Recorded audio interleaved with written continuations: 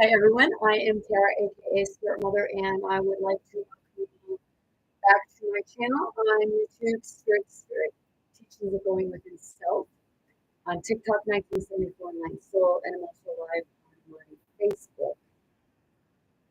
Today I come in to talk about why people don't ask for help.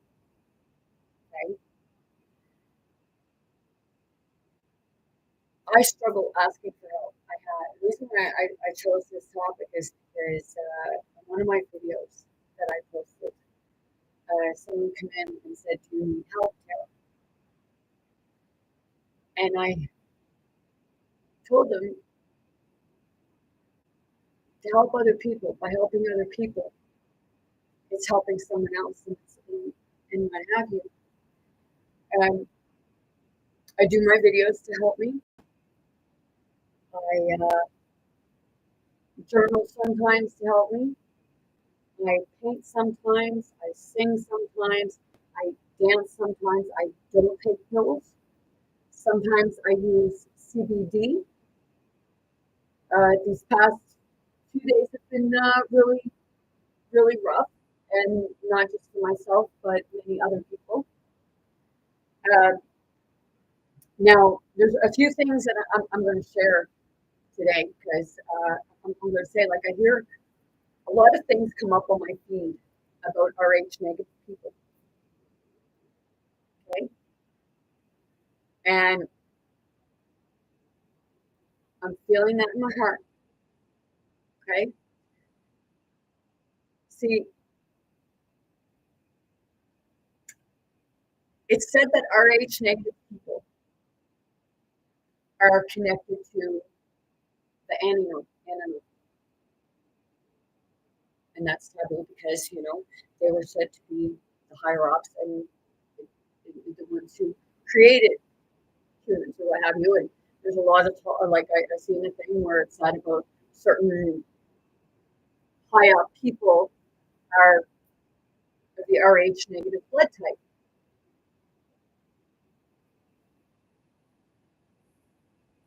And I watched this woman, and she said about the RH negative that when they first started making humans into the RH, they did the RH negative, but RH negative had trouble producing and carrying babies. If RH negative has trouble producing and carrying babies, it's because it's meant to procreate with another RH negative blood type. So what happens is if the baby is not RH negative, your body attacks. Each time I was pregnant, I had to have what they call a Milgram shot.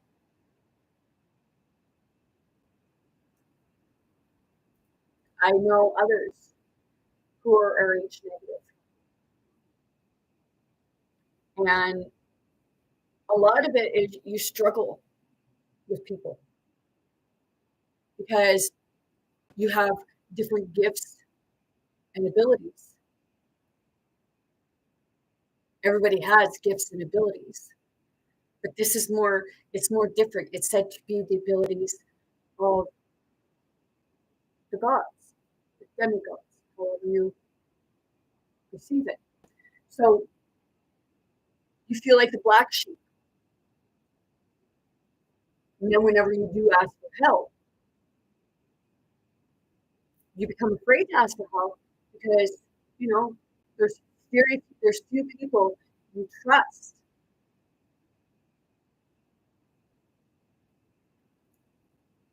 I'm speaking from my own experiences.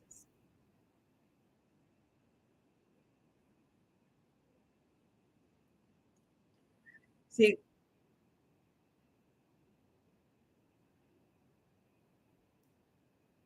I'm a universal donor. My ex-husband, now his blood group is very common, very common. So He's a positive. I'm a negative.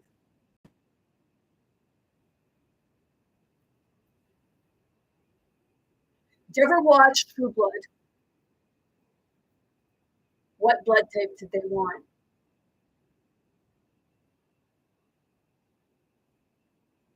They want people with Rh negative blood. A lot of the time, they're seeking O negative.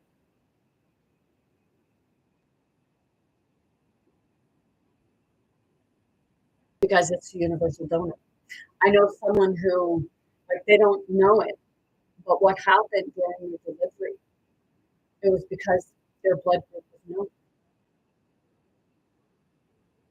And it not only, it almost killed the person and the baby.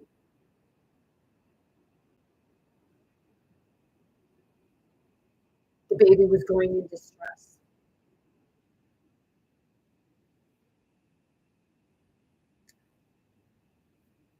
You, a lot actually, they start, because that's what they're looking for. Dice que la foto de AI. See, I do paintings. I started painting. These are considered different, like, called hieroglyphics.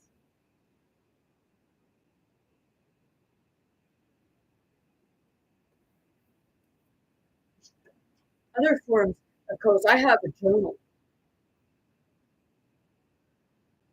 and it's a bunch of different hieroglyphics. But when I bring that to other people or I ask for help, I just get hollered at. And then you end up feeling alone. Today, oh, I really went at my ex-husband because, well, it's a part of, they never want you to know that you are just as powerful as them, maybe even more powerful. So keep you down, and then when you go to ask people for help, a stranger will help you quicker than your own family. And that's the really sad part.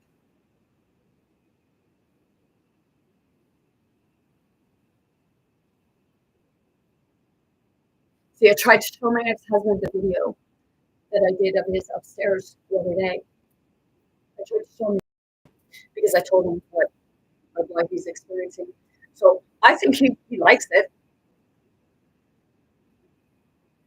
But see, when I had enough, because this morning I went up and I ate a piece of cake 3 days ago because I thought the cake was not for me.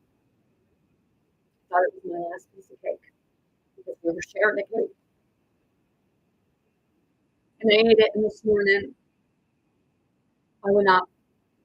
Well, it was this afternoon, sorry, not this morning, because he come down and I helped him sort out how to change the seal on the door of the wood stove. Very unappreciative. Because a little bit after that, I went upstairs, to visit, talk, what have you. Once I walked in the room, he said about the piece of cake that I ate 3 days ago. So I went out and bought him another cake.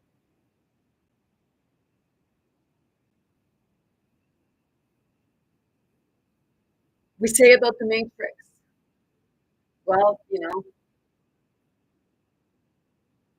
they make cars that are all electronic. And everybody knows that, if it's electronic, they can tamper with your vehicle anytime they want. So after I did my last video, the heater went out in my car.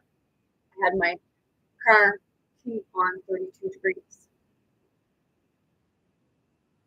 And it was cool there. And it's that part of, when things are happening. And laughable, but at the same time, it's not.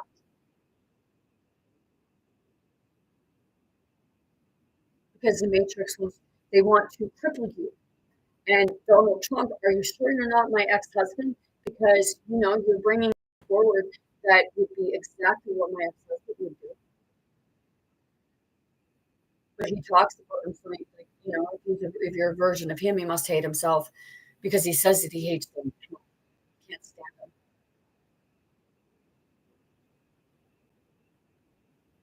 But he's the same way.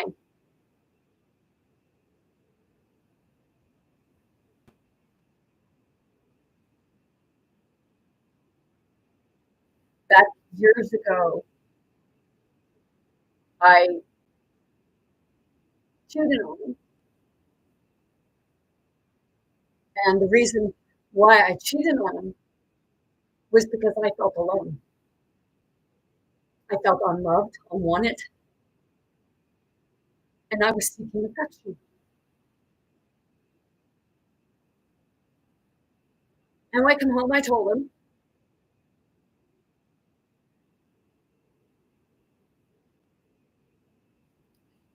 he tells me to get over my stuff. But to this day, even though we're not together,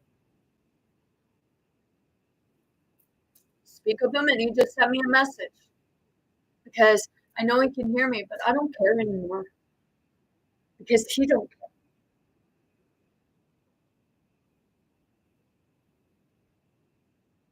He told me that if I left him, he was going to make my life a living hell. Well, he's been living up to that. It's like Lucifer and the Father. Lucifer got blamed for everything. Lucifer's the demon. Lucifer's the devil. Lucifer's this. Lucifer's that. Well, maybe because,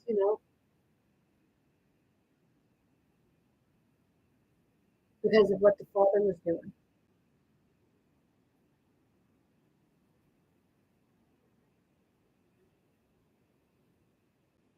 So people struggle to ask for help because they feel demonized. They feel like every time they've asked for help, it was torture and torment because seeking that help was never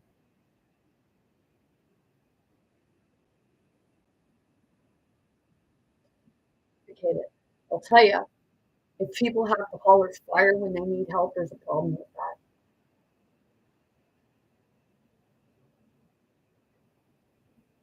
See, I just, and I got to the point now, I love my family, but I don't care.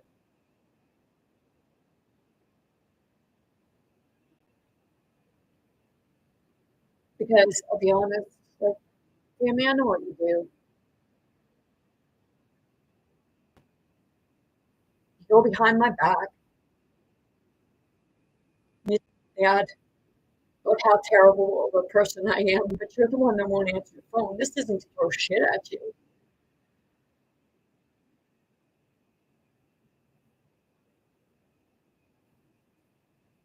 I love you, and I'd go to war for you, which, as long as everybody else thinks that they want me and for everybody else, right? And I'm not just talking about myself, I'm talking about others that I've observed.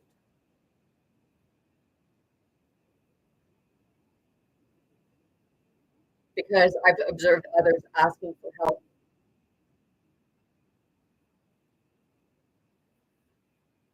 And the people that say they're there for them was never there for them. That's why I do not look to what you guys see as fault.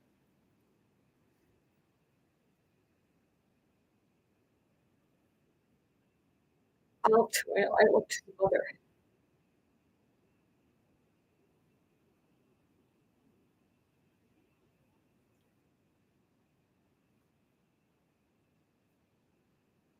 But I don't worship anybody because it's not about worshiping someone else. Because the one that's really going to help you is you.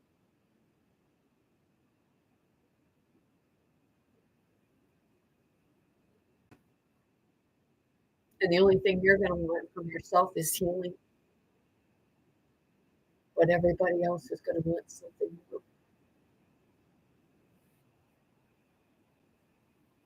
And it's not everybody, because there are many good people out there, and a lot of people struggle.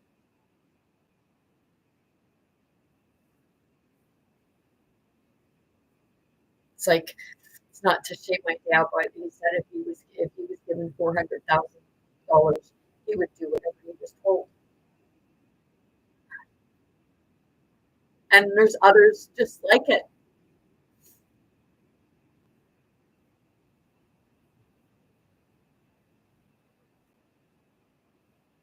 See, because you speak up about a system, you speak up for other people, you speak up for yourself.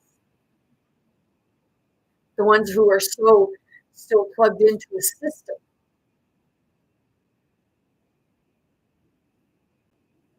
My ex-husband will bring me things to do on my podcast, and I know he affects my algorithms. I know who the fuck he is. He's the fucking Matrix. He's the part of it. And that's why the universe threw me here, because, okay, it's like two people who connect with spirit.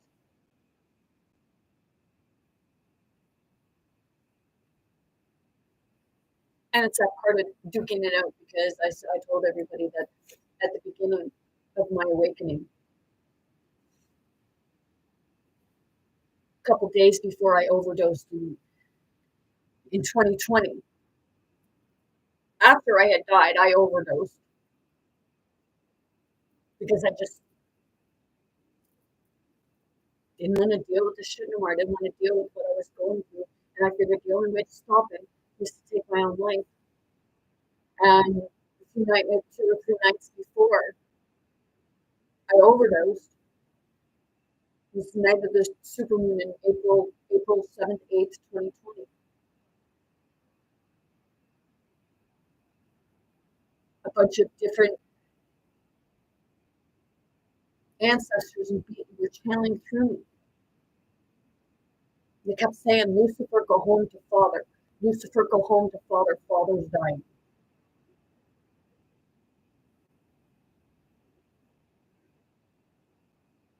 It was that part of, when people look at you, like you got 100 hits. Maybe I have more than 100 hits.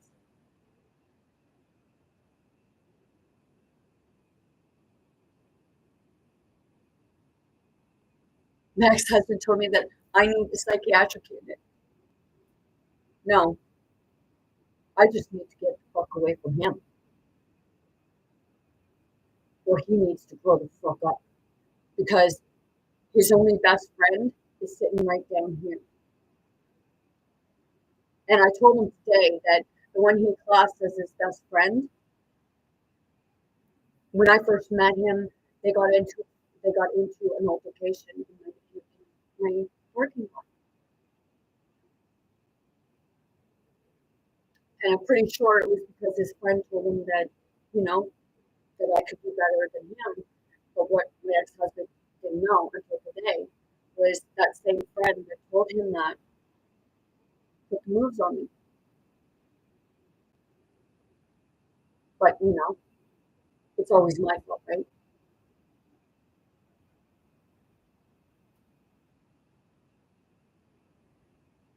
And he was just like, oh, after saying that, basically you wouldn't fuck a woman because we're all pieces of shit, basically. But we're not pieces of shit.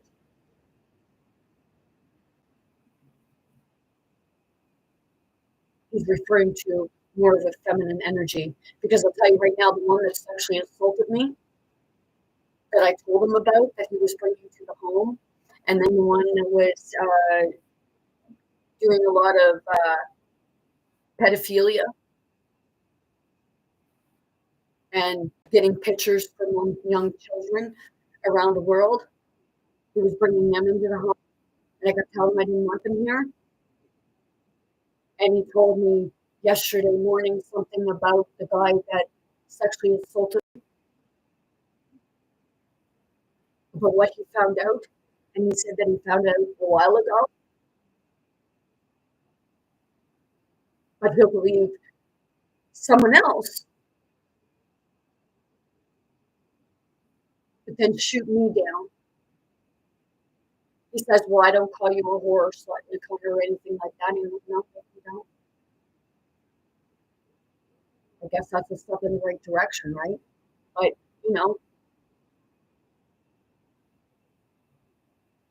you still don't make me, you still don't make me feel good about myself.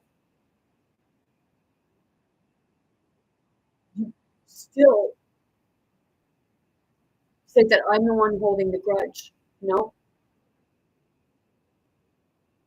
Am I having a hard time forgiving people for not listening to me and me dying home alone? It's the part I struggle to forgive.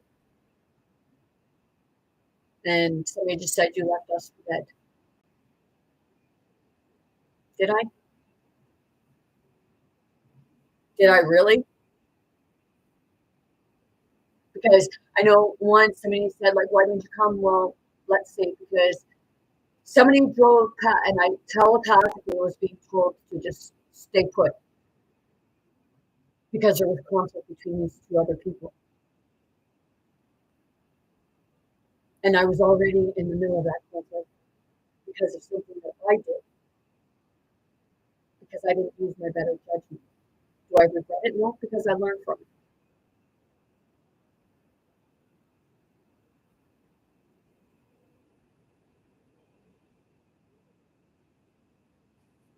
Does that bother me sometimes? Yes, still, it does bother me that I did that.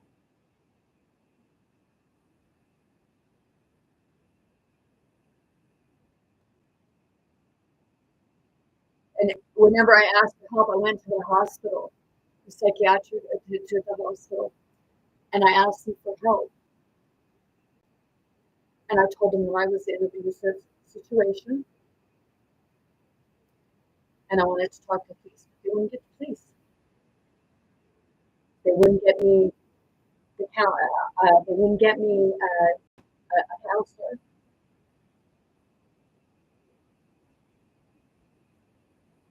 But that's the part of the matrix, because the people that are not connected with their own divinity, with their own inner strength, they're easily hijacked by other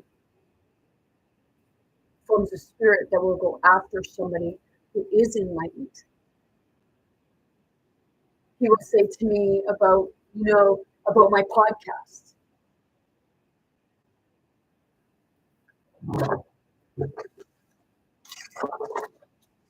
But he's been the one bringing stuff to me sometimes to bring to light. He'll say things, but he himself will say shit if he had a multiple parents,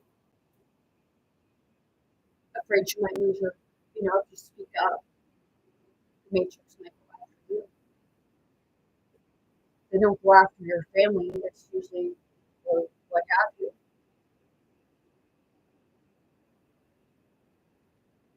It's because, sometimes family can be bought in different ways.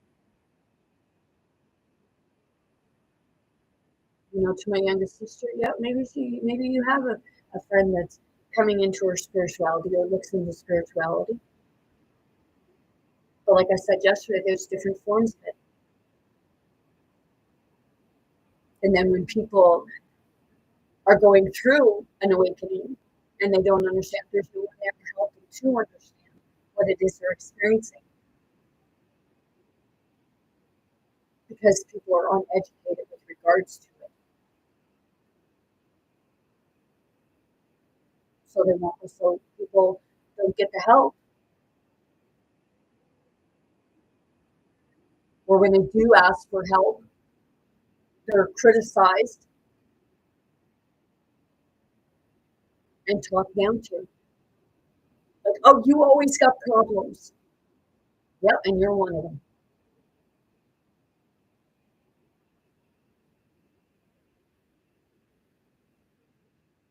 See, right now, the only one that I feel has even a slight understanding is my second older sister, because she's coming into the world differently. She doesn't want to do what I do, you know.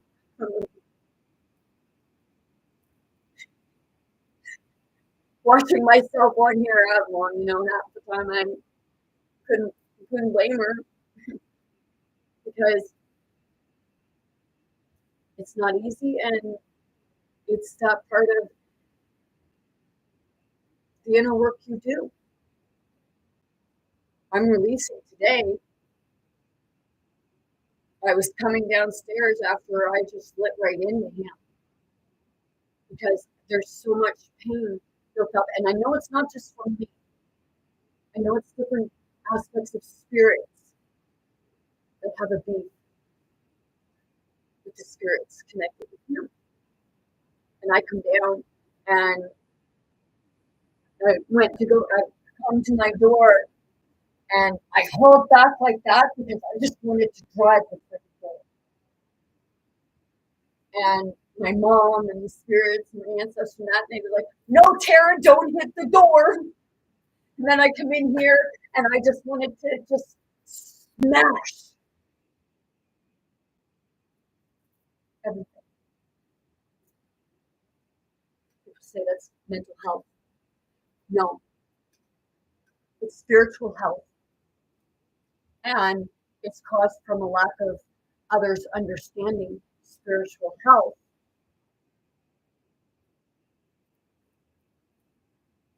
And throwing shade and ridicule and mocking others who understand the message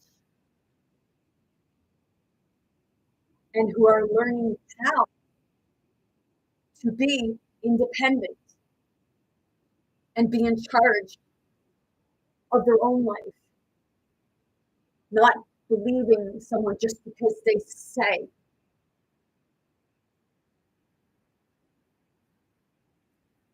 I have a really hard time trusting people because I feel everything. And they can say that that's not what they're feeling, or you think and so you're fucking right, I do. Because just by you saying that is, it's the part of, I'm right, and it's guilt. That's, or if it wasn't, you wouldn't be getting mad at me and telling me you think you know.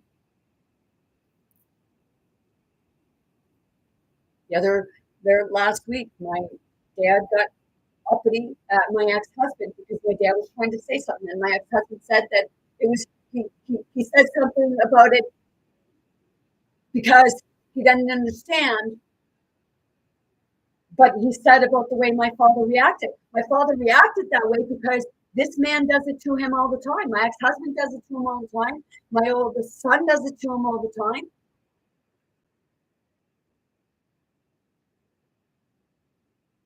You see, the thing is, some things are like behavior. My ex-husband, he says about me, and I just look at him, well, I guess I learned from the master, didn't I? Except, don't tell the master.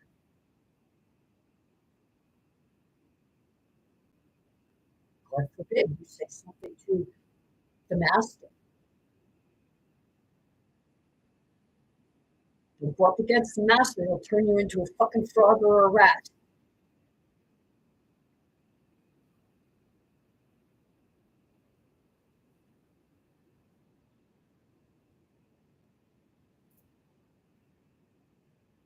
So do I ask for help much?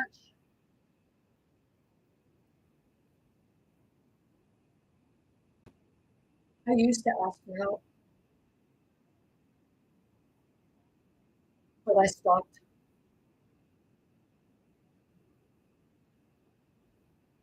Because it's like these people, they don't want to help you, but they want to stay there. They're helping me in a different way. They're helping me to wake up to truth about myself and about others.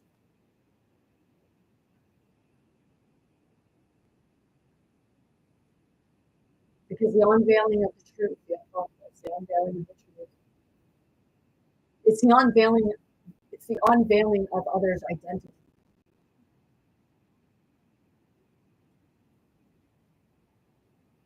See, some come out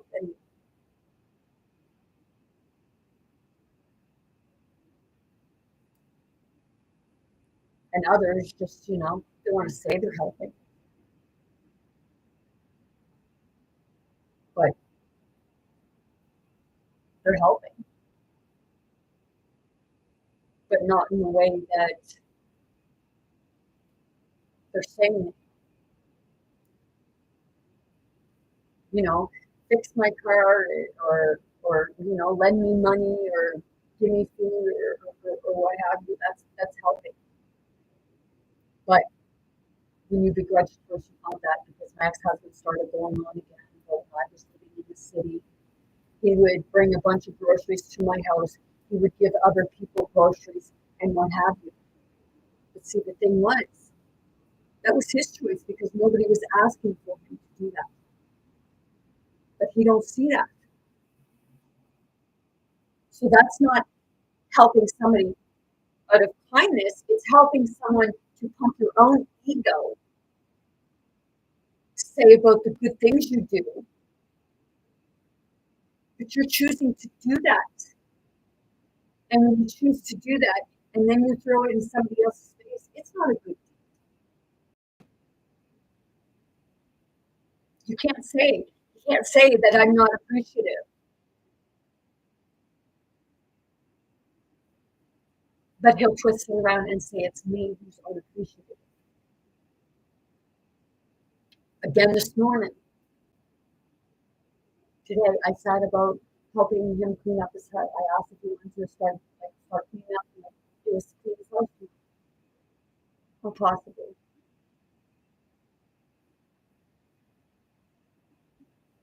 See, when someone offers to help him, he'll refuse help.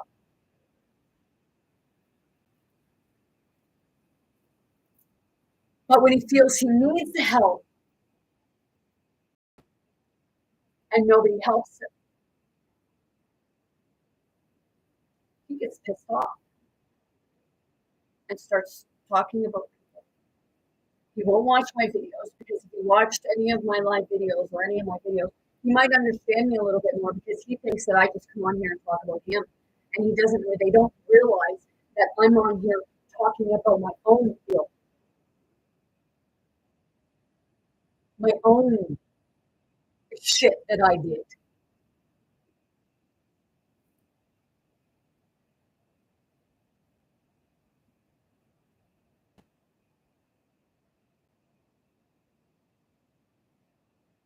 And it's part of, just because somebody else in their spirituality is not experiencing what I'm experiencing, you can't say that, oh, look, that's not it. That's not spirituality. That's not spiritual.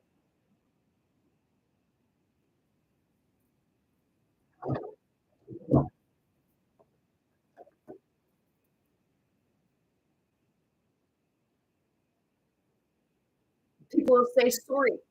Well, do people even know what the word story means? Let's see.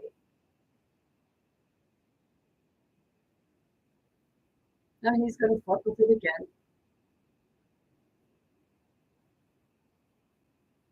Meaning of sorry. Here's the definition of sorry. Feeling distress, especially for sympathy with someone else's misfortune. See, people, it's the part of when they instead of that, they laugh at other people's stress. But there's also,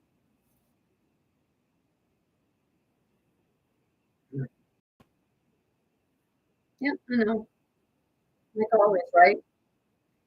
Hey, Matrix, having fun because you're all a little positive. Mr. Smith, go watch The Matrix. People think, oh, yeah, you need to say, no, the ones who are understanding of this, there's a lot of people in high places that know this. There's a lot of people that's actually bringing it forward, but they won't allow it in what is called the mainstream media because they're controlled. Bell.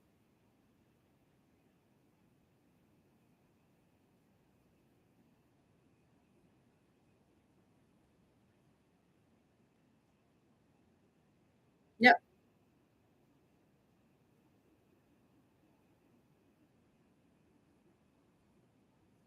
See, some people think, oh, you just come on here. Yeah, it's tough.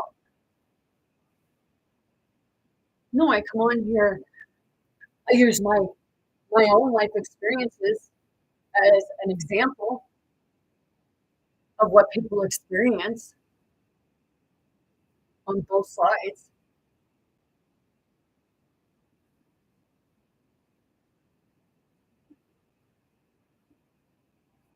But people just, nobody likes the mirror. But they're sure about themselves and every day.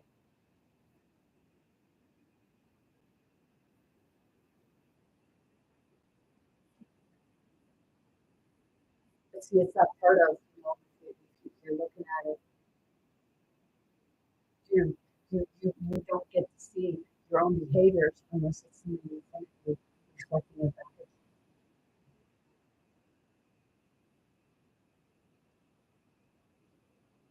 And some people don't like me for that, but they don't mind reflecting stuff on me.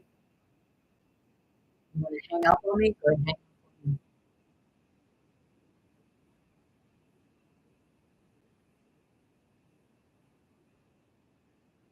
But,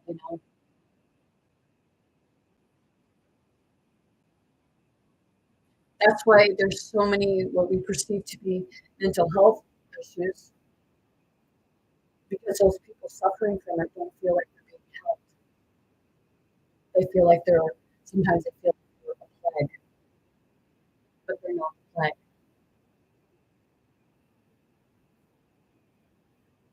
They're actually the heart.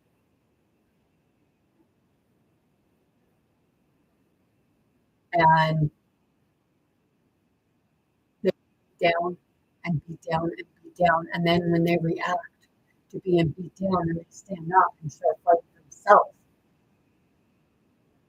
because the people that say they love them and care about them wouldn't stand up for them, even if it was to save their life. And that's the saddest part.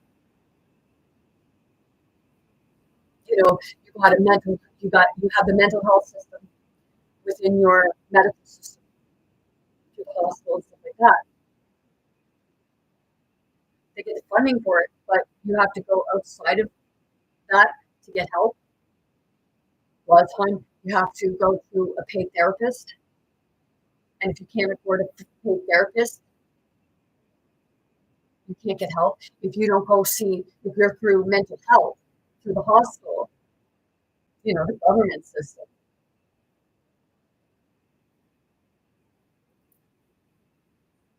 If you don't see a psychiatrist, they tell you that they can't help you because of the diagnosis. I had the therapist last year when I went for my initial appointment. One appointment, They told me that I would have to see a psychiatrist because if I to get diagnosed, because if I didn't see a psychiatrist, then they couldn't help me because they needed a diagnosis. But I was there for guidance. I was there to have someone to talk to. Is that not what they're there for? They're not there to diagnose you. They're there to help you get through something. Is that not what it's supposed to be?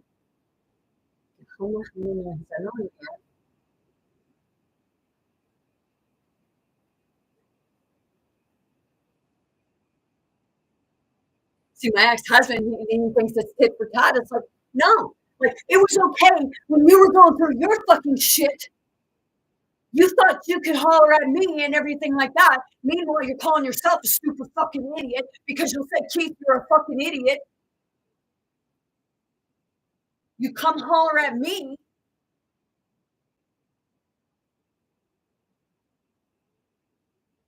But, God forbid, I have a bad day, right? Or I have a problem with what you're doing or how you're behaving or what you're saying to me. I don't care if you like me. I told you before, half the time I can't fucking stand you. Love you, but I can't stand how you are. And you say you can't stand me. The only reason why you can't stand me is because I don't take the shit no more. And you don't like that. And that's spirit to spirit. It's every version of his spirit. It's not a person to person. It's a spirit to spirit. Because it's a heart to heart. It's a feeling to a feeling. It's an emotion to an emotion. Mind to mind. Mind to heart. And it all comes back to the spirit, to everything and how you feel. And a lot of people right now, in their awakening, they have no person to go to that are said to be there through the system to help you. Some are there, and they're good. But a lot of the time, if it's through a system, the medical system, going through the hospital or anything like that,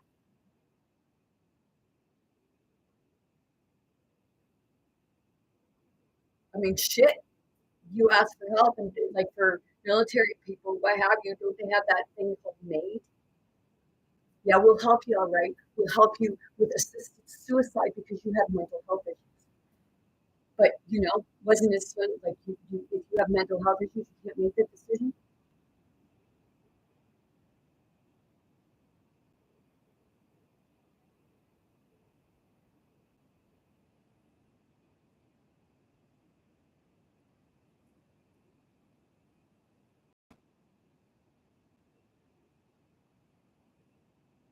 See,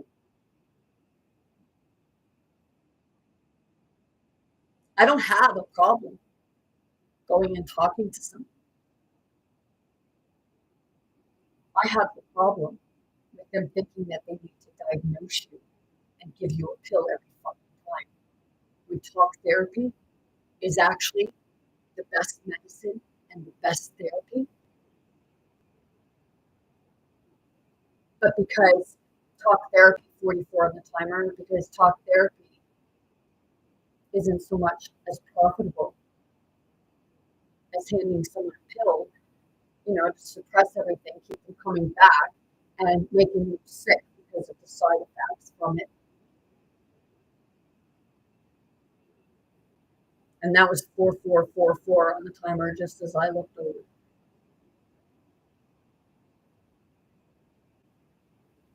See, the people that ridicule you are actually ones that need help themselves. Because if they didn't need help, they wouldn't be criticizing somebody else.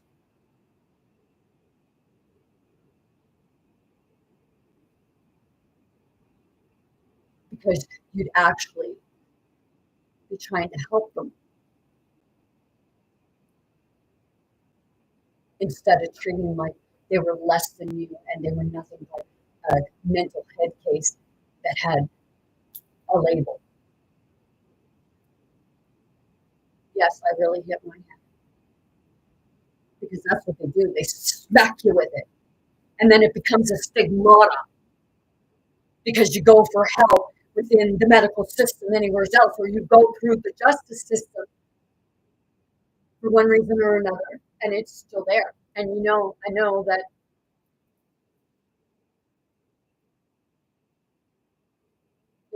it's more so people within my circle that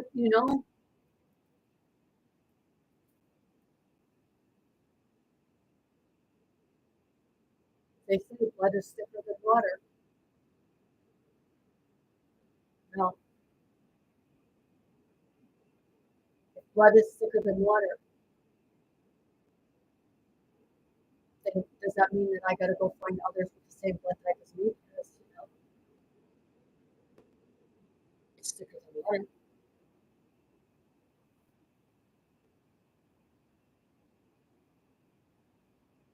But people perceive blood as being family when it's usually the family that you're feeling like you have to defend yourself against.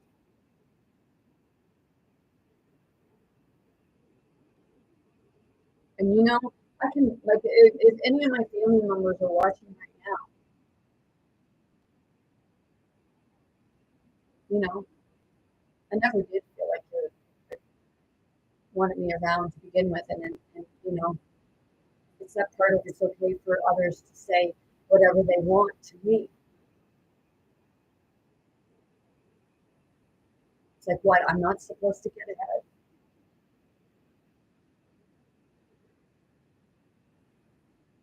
And when I do start getting ahead, or like, I've asked for help a number of times to have a place to go.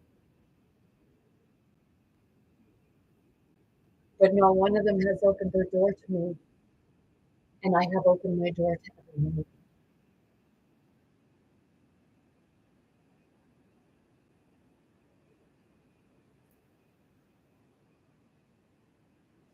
And it's that part of, you're no fucking better than me,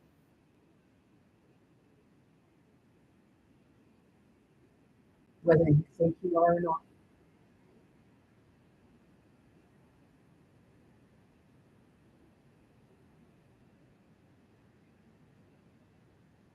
I already feel like I'm going to get one at Christmas.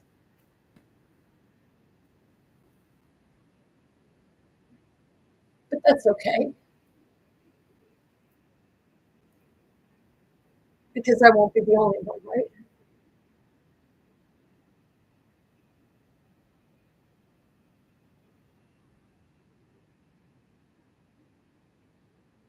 And that's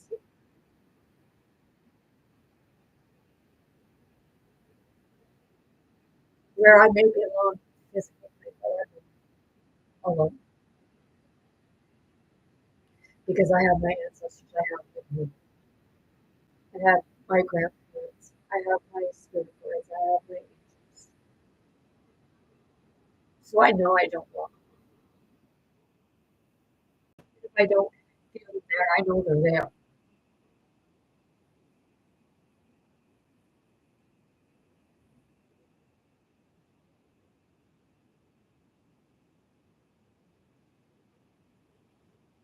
Do I need help? I need someone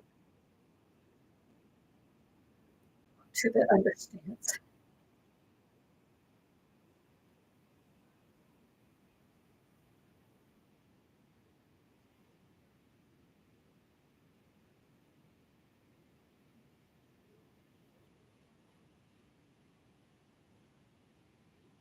And I have yet to find that person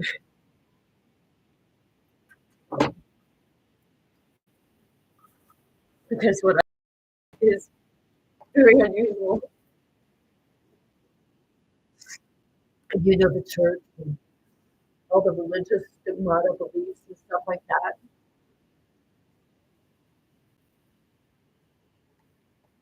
And I'm not throwing shade on religion. I'm saying what it produces within other people because it's been taught.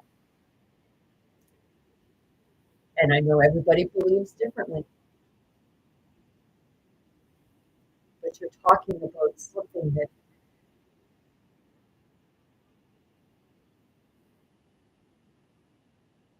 it's not understood properly.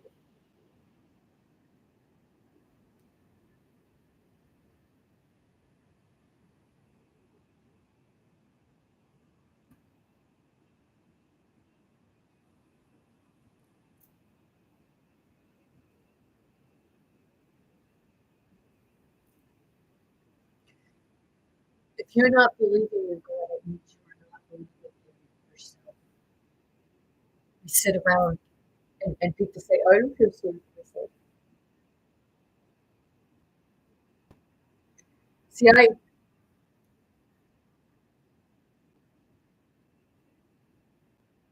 talk to other people and they've told me their story. And it's been so sad. I had someone tell me about when they were younger, an experience that they had, and they ended up becoming promiscuous and having sex with people because they felt that that's all they were worth. I can relate to that because that's what I used to do. Because I was always looking for something to fulfill me, but it didn't fulfill me. It kept me feeling less than what I really am. It kept me feeling like I was nothing and not worth anything to anyone. My ex-husband would tell me nobody's going to want you. And I, like, if it's ones that, want to think that I'm going to get into an abusive relationship, I'm happier being alone.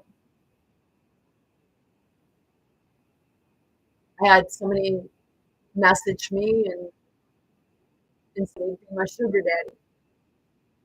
One even said to give you $6,000 a week.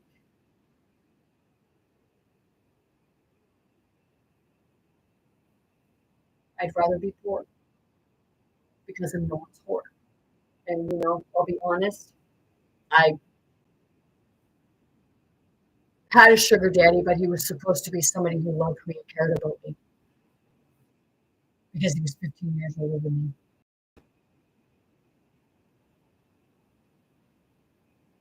But that was the part where I come to realize that, do you really care about me, or is it your ego you care about me to make you feel needed?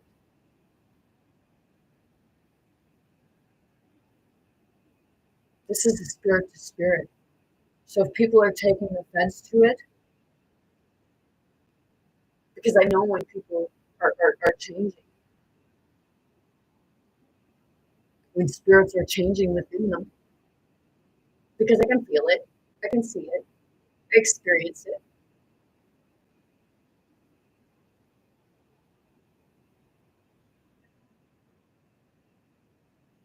They say that they're not at the church and the dogma and stuff like that, but they're exactly like it. They just don't realize it because they were too busy listening to a system.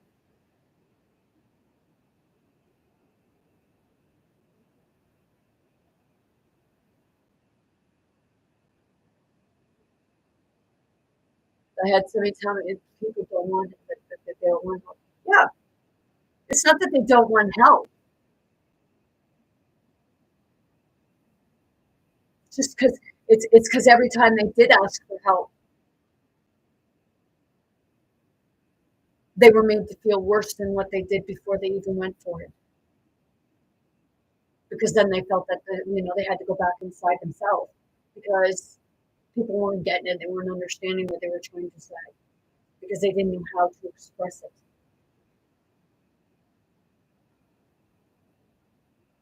I know, because I go through that myself still. But I'm to the point now where, I'm going to be who I am wherever I am.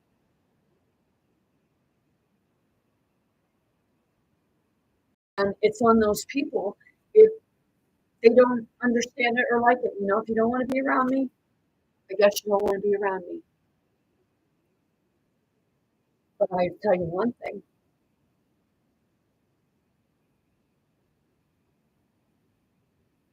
The children do.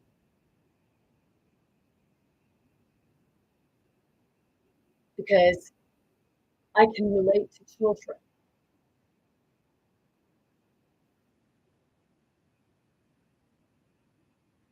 I like just being that kid. I go to my sister's place and the kids are there. Tara, will you play Barbies with us? Tara, will you come in and play with us?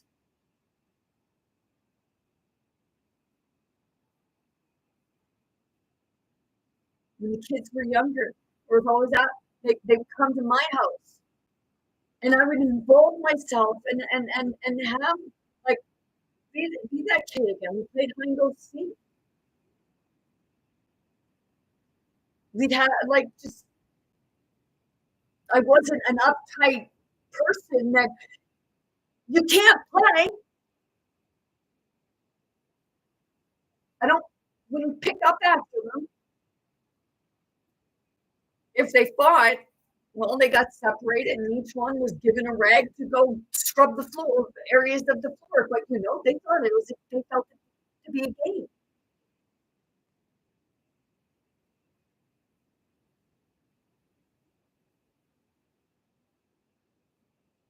But see, some people won't admit to needing help themselves. But they have no problem telling somebody else that they need help. I know somebody that told me that they used to punch themselves in the face, and I think they still do to this day. They still punch themselves. But I'm the one that needs help. Not throwing shade. It was a question.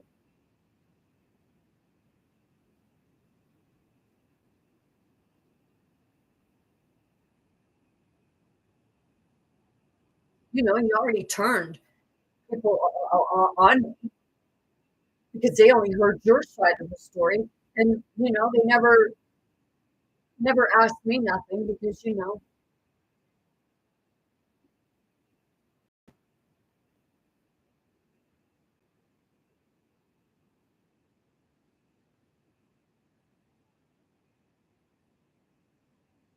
I'm a good person. I'm fun.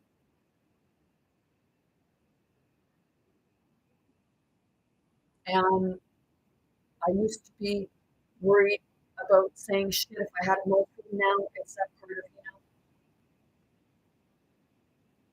do I have a filter? When it's required.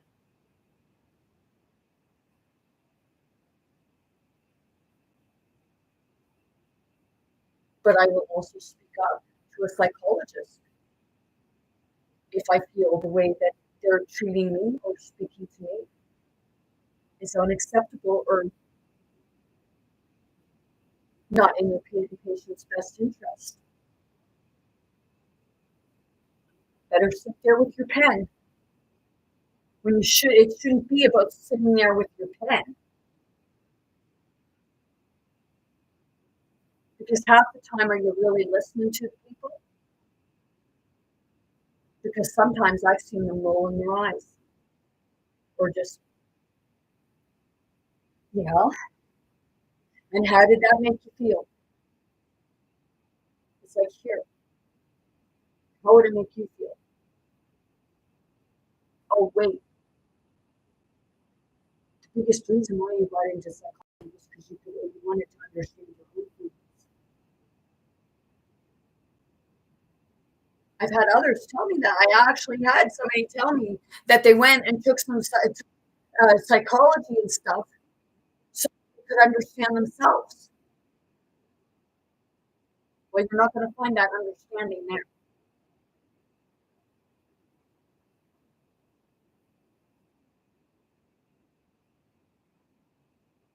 You're going to understand it by talking with yourself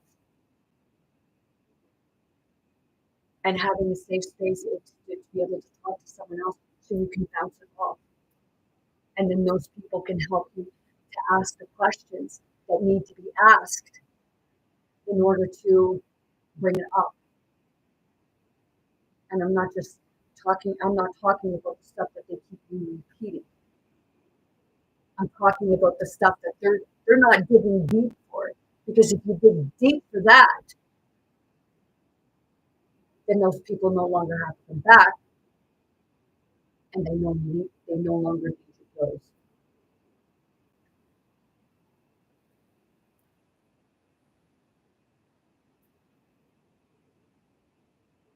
But what do I know? I don't have a college degree or a university degree. I don't have the certificate to show. I just have the experience. And also like talking with other people instead of looking at a book that says these statistics, they fucking manipulate the statistics to go in whoever favor is doing the survey and however they want it to look like.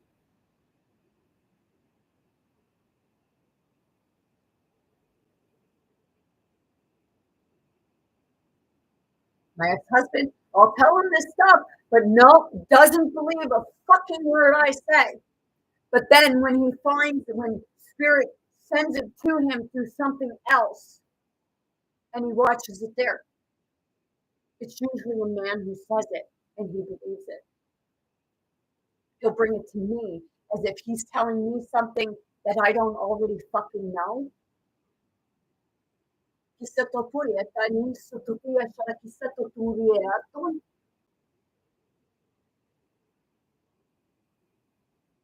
new to my channel, go read the description on my YouTube channel, Spirit to Spirit, which is going within, and you might get a better understanding of what it is that my channel does and it brings forward.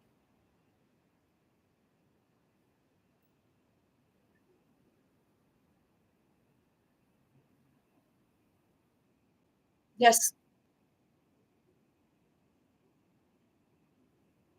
Because the matrix is real.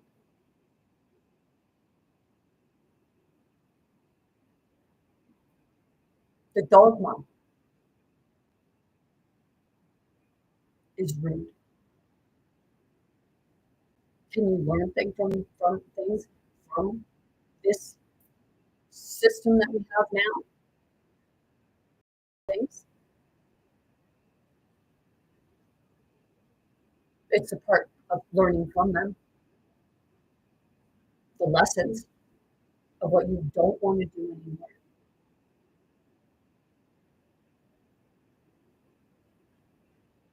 See, it's a part of like, if you don't obey, we'll fucking cripple you. Whether it be financially or we stain your name.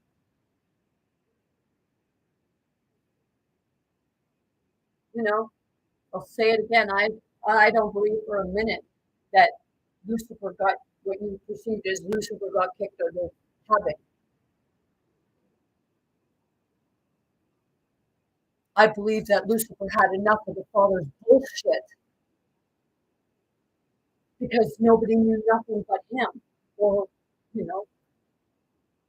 say him, but it wasn't the real Father.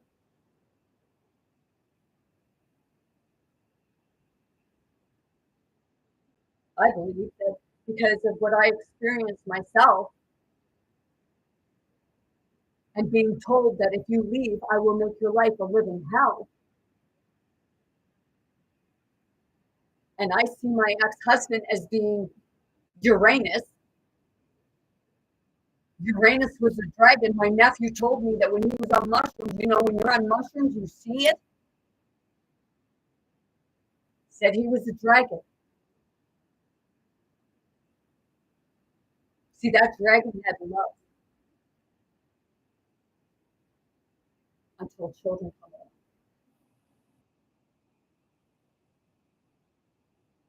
My ex-husband always blames his ex, his first wife, blames her because he didn't have a relationship with his child. And if he takes this as shame, it's like, dude, maybe you need to really listen. This is a spirit to spirit. Because you need to realize that you can't fucking blame her because you don't have a relationship with your son. Because instead of fighting for a relationship with your son, you just walked away. And then you wonder why your son has,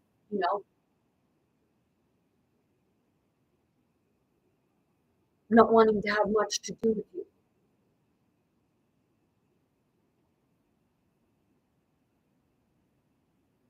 You can't. He blamed her because of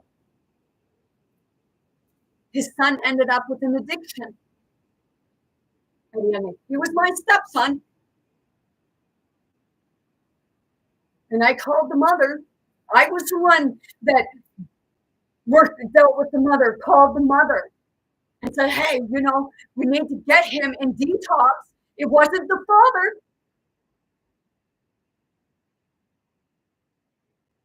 The father was told that the child was going to this 55-year-old man's house, being served alcohol and drugs, and probably sexually assaulting all the kids there. But he blames it on the mother because he said that the mother and then wouldn't give him the address of where the person was.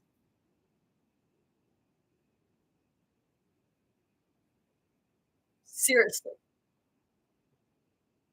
She called you and told you.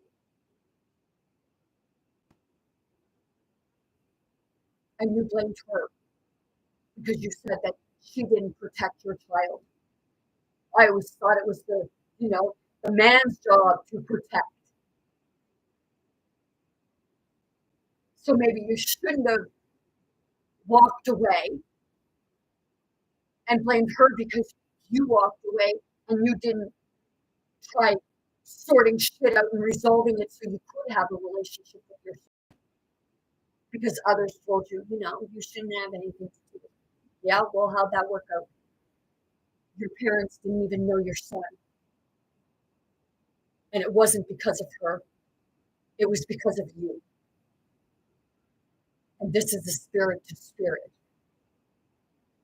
I went through a custody thing and I didn't give up. I went through fucking torment and torture with it. Through years of going to court. For years of shame and ridicule in a system that held all my freedom of rights against me.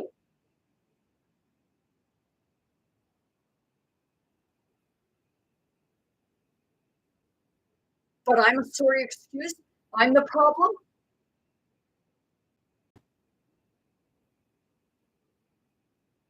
If anything, yes, should I dislike men? Yep. But do I? No. Just the ones that are fucking assholes. And have no appreciation or respect for anybody or anything and say that they do. Always blame the woman, right? Always blame the feminine energy, whether it's a masculine, whether it's a man or a woman. It's blame the feminine energy. Don't dress like a metrosexual, somebody who knows how to fix himself up, because you're not a man.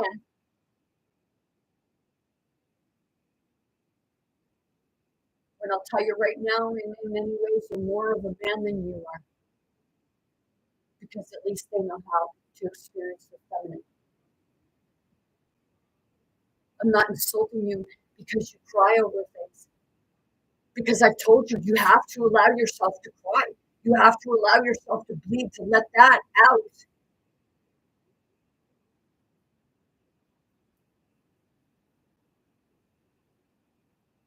But see, the thing is, he didn't cry over the fact that I got sexually assaulted because, I was having sexual relations with the person. But then when I said no, things were forced on me. But when I told him I was the whore and slut, and this person had been his best friend, and I had been telling him,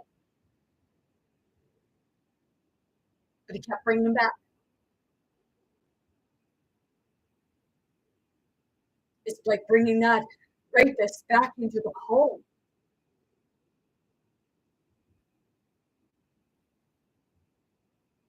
You didn't care because you figured the person looked up to you and the person actually wanted to beat the fucking shit out of you.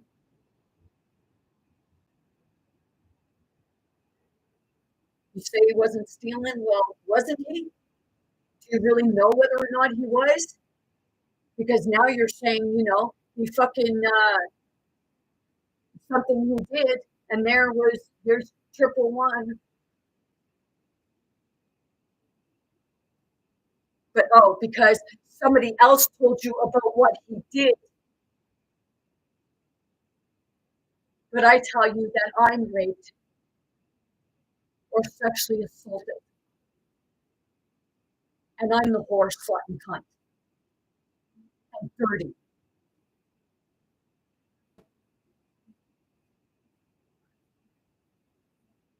Be honest. You're actually a corpse. You're still a man.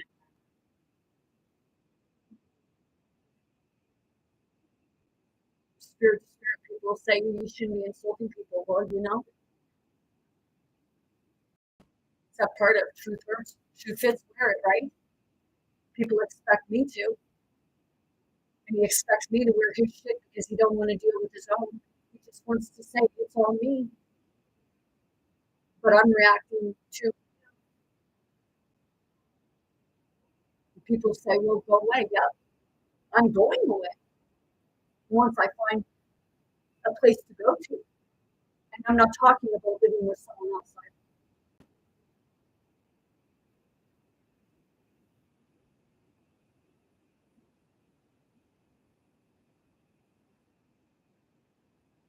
I told him because he don't want. He's doing things to change, but just because you're not calling me a whore, slut, and cunt anymore, you're still treating me like a piece of shit. You called me an idiot today.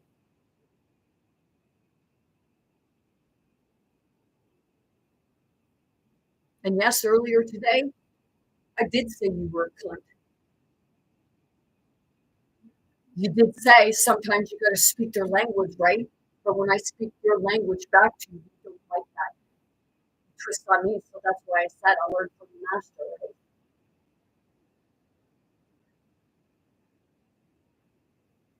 The biggest hypocrite. Wasn't Jesus said, be like the Father, be like the Father? I don't want to be like the Father. Especially the one that perceives itself to be the Father.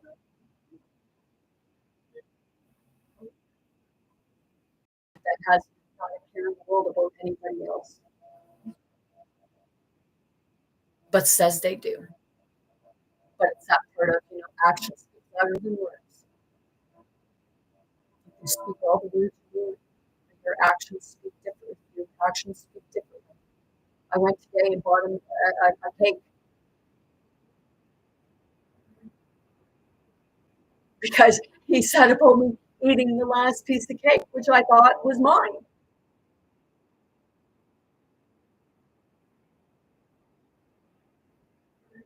He is my baby.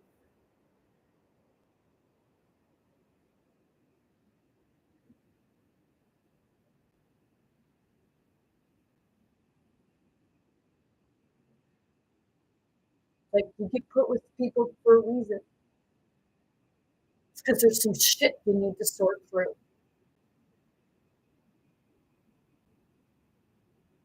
So I know that he's the version because I didn't tell him so much that, well, I didn't really get in my oldest son's face. I went and I was talking to him about him coming up and finishing the job that he was doing. we would go get him and bring him up and pay him for doing it and then take him back home and not charge him for gas. Because I wanted him to do the work for me. And yes, I did holler at him for talking the way we did. And he kept saying, we're getting out, and we got into an altercation, and he physically, but he got the both of us. And I know that he was a version of that spirit that I had that physical altercation with my oldest son. Because I don't look at them as being the people or that person. I see the spirit shift.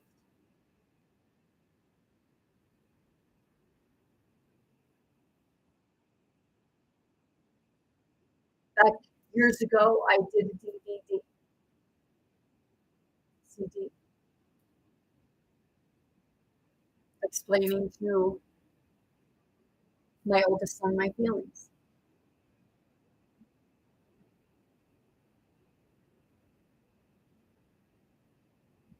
Don't know if he ever watched it. I just thought I did, and you were fucking wrong. And you are an ungrateful young man.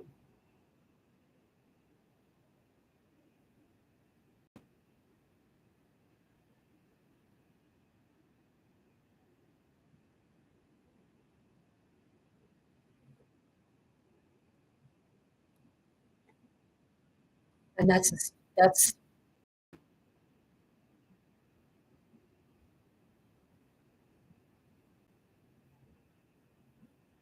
see, it's not the first shame one, but I'd like the money, never got that. It was the thing that he did. And he never did do the right thing.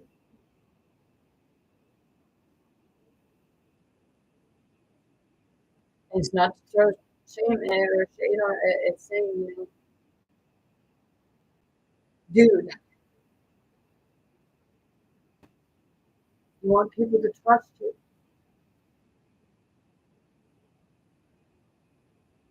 People like you.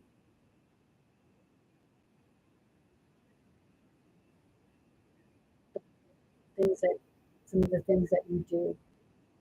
And I know you think, well, I don't care.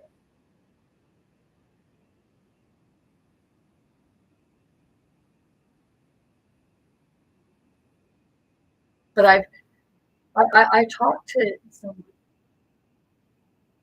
and they told me that people do like him, just not when he's drinking.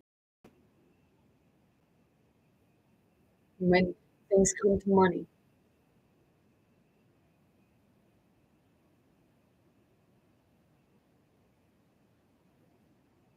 See, I know, like with my invention, I know what I see for it, and I know what I want to see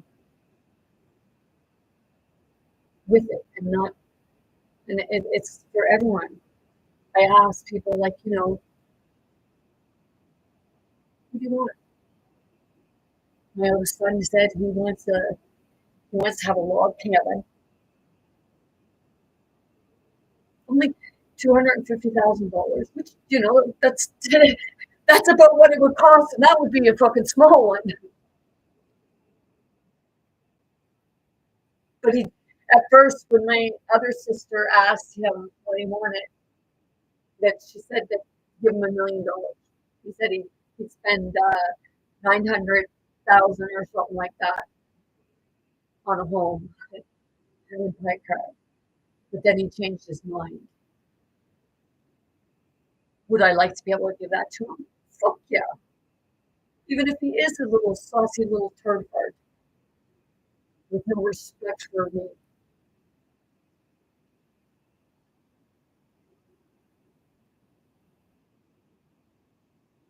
Same as I want to see my son with something. My youngest son. Give him a home. Even ask my dad. I asked my sisters.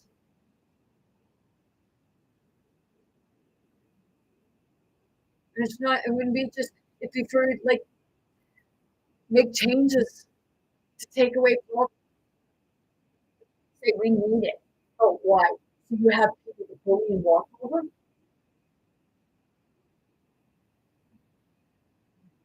Sikut po rin tayo. Sikut tayo. So, nakisana mo to rin. Sita ta. See, this is spirit to spirit. We can feel that. You know, kurieta, kurieta, kurieta, kurieta, kurisito ya.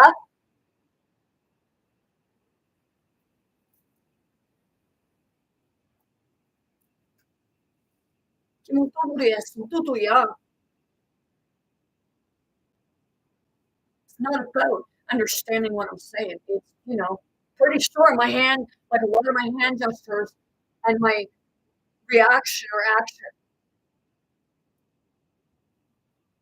because it's energy behind it. English language is the lowest vibration of the languages.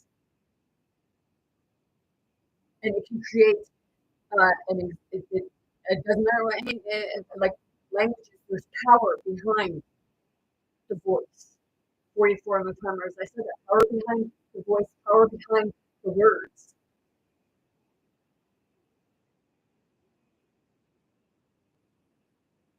Like my ex-husband says about blowing up the world, and I've heard other people say that because they weren't happy with the world. Well, if you're not happy with the world, why don't you change the fucking world within you, and then your exterior world will change? Because you'll have a much better appreciation for yourself and the people around you who do actually help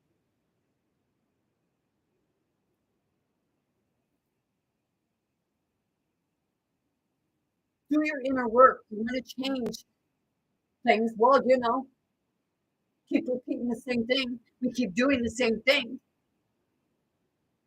Nothing changes, right? It just gets worse. People don't like. I'm not I'm not talking about. I'm talking about the actual statement of the kingdom. The kingdom is within you.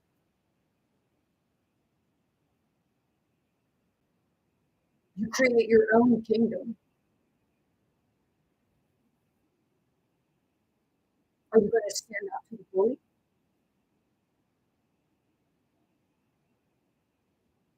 Or are you going to continue to be the bully's bitch?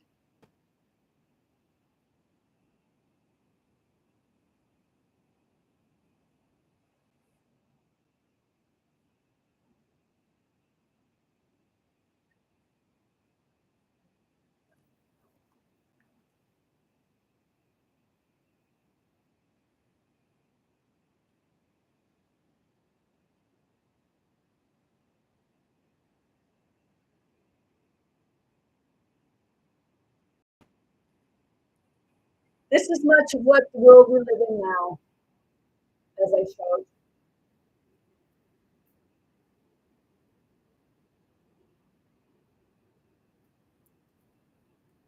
And this is what I see for the world.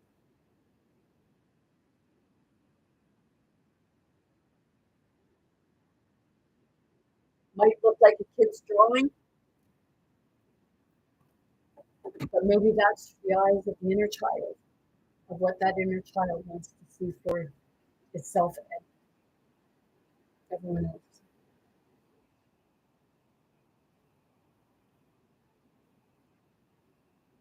See, that's where a child is like shared.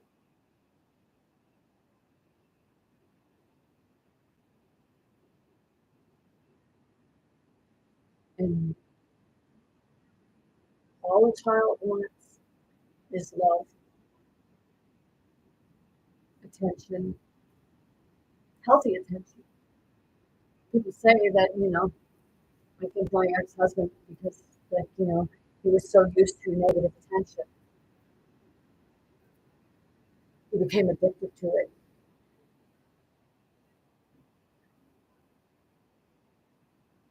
So he'll I know it's my choice whether I react to what he does or not.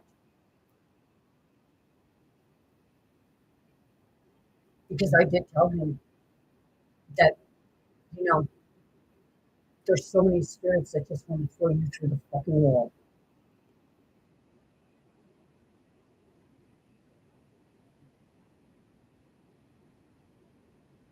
See, the thing is, the reason why it doesn't happen is because I'm in control of not allowing it to happen. Because it doesn't solve nothing. It may feel good at that moment or appear to feel good,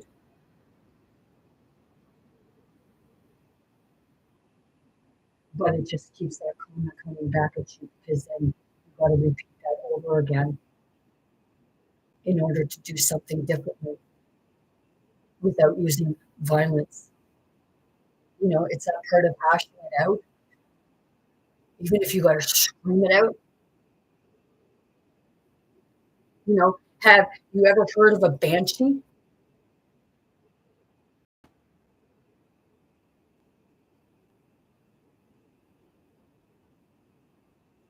Here's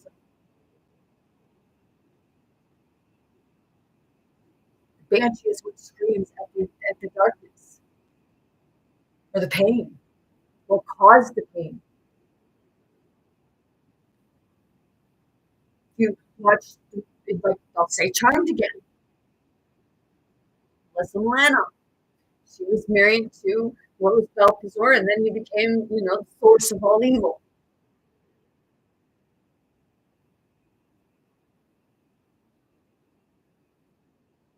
She loved him, and he crossed her. And she ended up, she turned into a banshee, and she went at him.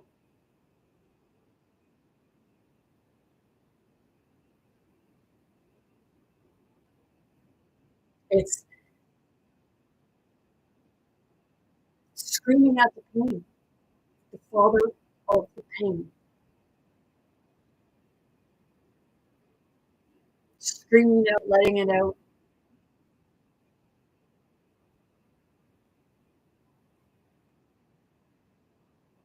It's like, is that why I get kept from being able to move? Or is it just like that part of, you know, him being in the system?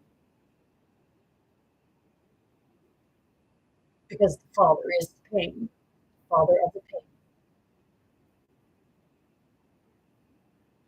It's like the father's not happy unless someone's in pain.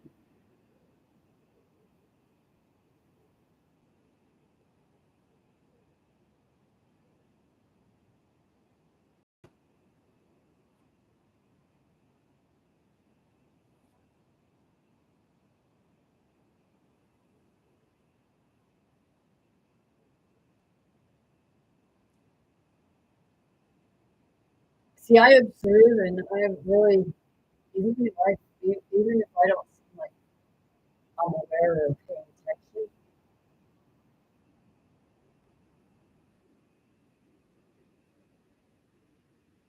a lot of the time I am.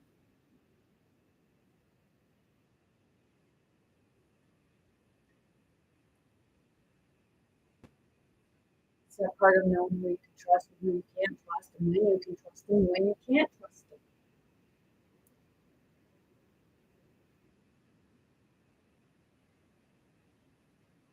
It's that part of trusting them with your heart.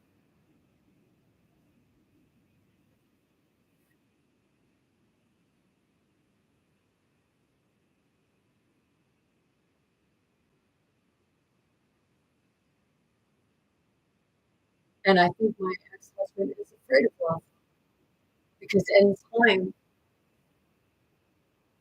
he experiences love or feels love or what, he pushes it away. I actually had somebody who was my friend temporarily, but out there, it doesn't matter. They said the same thing of what they go through with regards to they can love hard, but when they actually experience somebody being kind to them and helping them with things and just not expecting anything and seeing you through you and appreciating you, Those are the ones you push away because you're so used to being treated like a piece of shit. Let's see, with my ex-husband, I never treated him like a piece of shit because I never spoke up to him.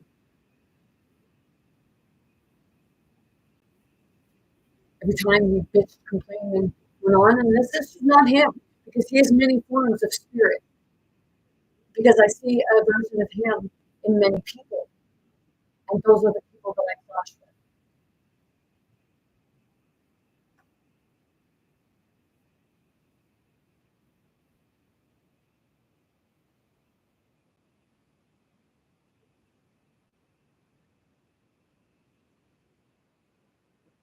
So when I refer to the Father, I'm not talking about my human Father. I'm talking about the one that everybody perceives as the Father, the one that wants to kill and cause pain and say, "Oh well, we're going to kill these people in the name of God." No, you're not killing those people in the name of God. You're killing those people in the name of greed and ignorance. Just using God as your excuse to say that, oh, well, God wants it. No, God doesn't.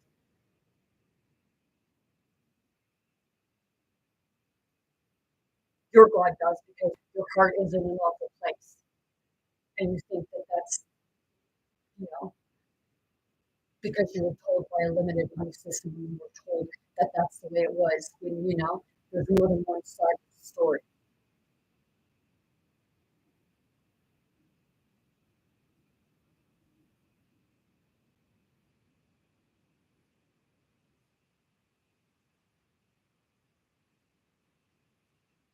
See, when you're going through the spiritual awakening, you experience both of rage and anger and laughter and crying and mental anguish because you're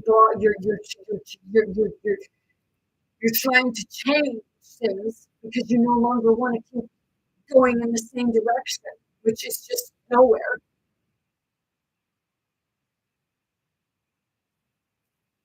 And every time you feel like you're moving forward, you feel like somebody comes in and just, oh my gosh, holy crap! Okay, I'm sweating profusely under my underarms right now. That was holy crap, man. Yeah, I should change my shirt. Well, I'm gonna no. I guess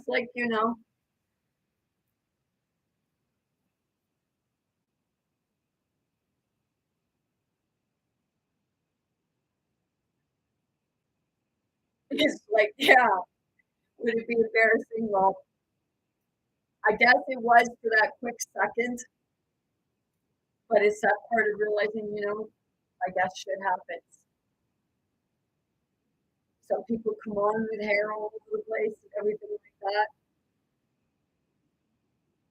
And like right now, as I'm doing this, probably why I'm sweating under my underarms is because I'm tensing things.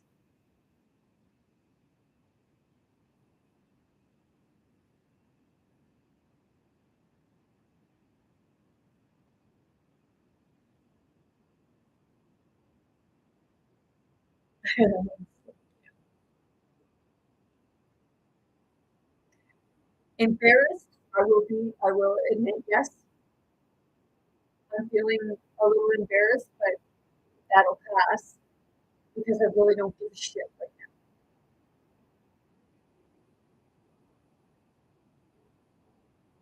Because it's that part of when you feel like others think that like you should be embarrassed for something like that.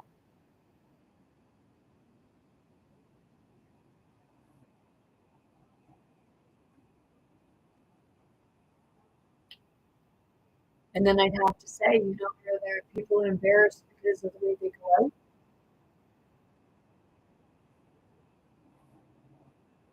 Because It's that part of, I've seen some people go out smelling like shit. Body odor.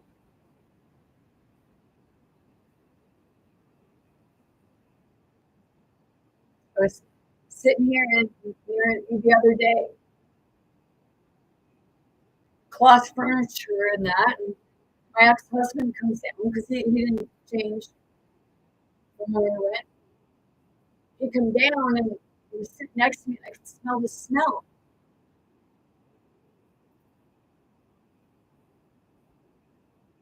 And it smelled like deer piss, deer pee, deer pee. And you talk about steak.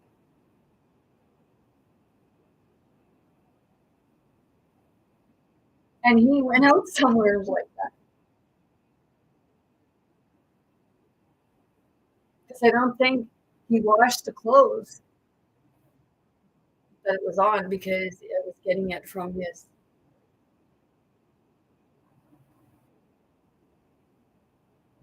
stuff. And it stunk. And it's not to embarrass him. It's because sometimes people can't smell their own odors.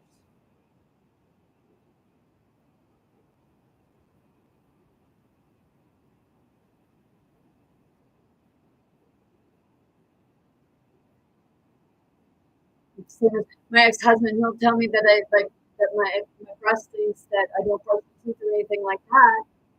And he says it burns his eyes, but I found out from the dentist that what it's caused from is because of the metal fillings in my mouth are leaching into my jaw, and when we drool, like when we have saliva, we're swallowing that leaching.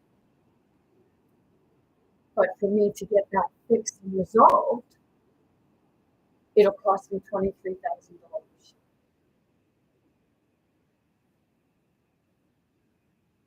So why do we pay taxes?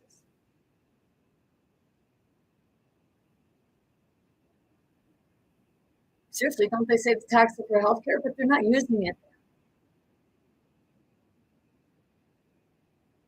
You've got to grovel to get any form of help.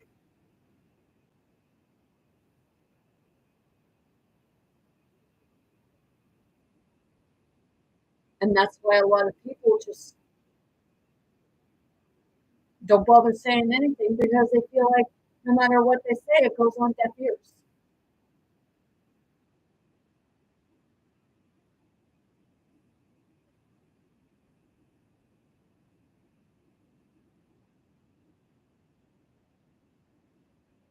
And the biggest deaf ears, well, they hear you.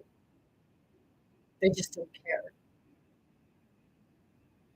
And that's your systems.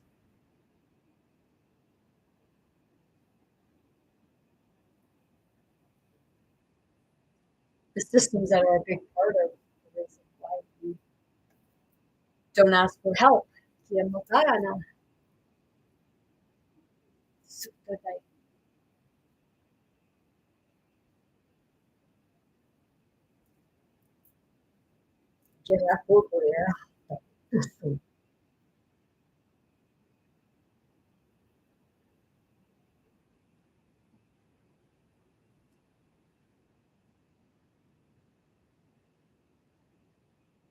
What just happened there? I felt something, it's like kind of around my back. And it's like, it's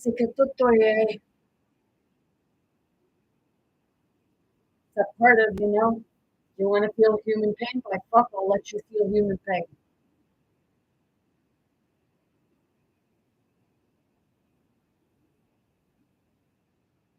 And it's not because I'm touching you, because this is a spirit to spirit. And those spirits know exactly what spirit is speaking to them.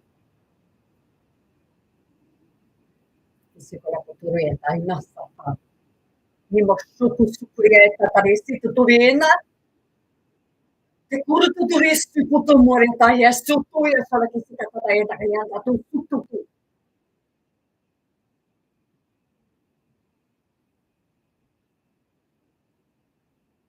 You know, and people think that because of what I do, I need the mental health. Seriously? What? Because I speak languages? Because I'm expressive? Because I don't take the shit anymore?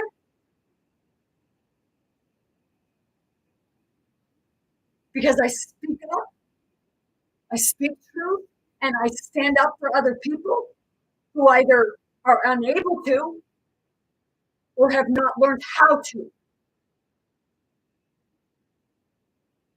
But it's that part of, we really need to realize that it's standing up for yourself where you're going to experience self empowerment, where you're going to experience self awareness, where you're going to experience spirit awareness, where you are going to get to the kingdom of God because you're going to clear out your own shit out of your system.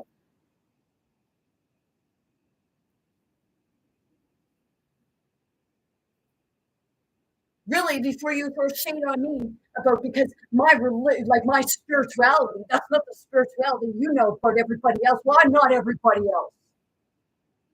And they're not everybody else either. They have their unique journey. Maybe it may sound the same. That's why people don't struggle with asking for help.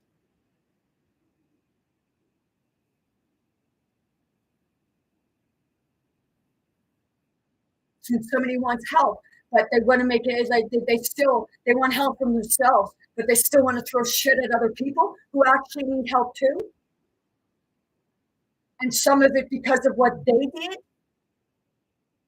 because of the way they treated them when they asked for help. Sa totoo siya lagi ang mga tayo. Sige, gusto ko rin Korean, tayo sa kasi tayo media.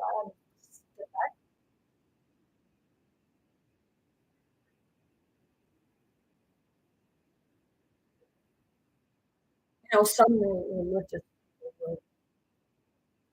that's demonic, but it's not. It's only demonic because they don't separate and they don't understand the concept of what is actually happening because it's not demonic. It's those parts of yourself moving, and it's been suppressed for so freaking long that it comes out, and sometimes people think it's not a healthy way of bringing it out. Well, it's being able to have that space where it can come out healthy. Some people are going and taking psychedelics. Taboo, but yes, don't stick a fucking needle in your arm. Or here, we got the fentanyl for ya.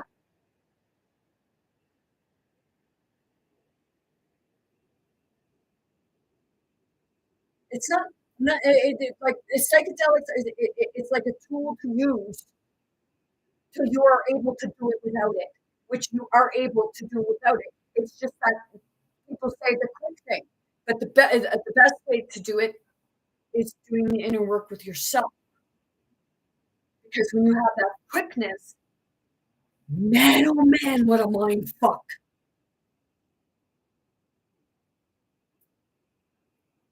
That's why I say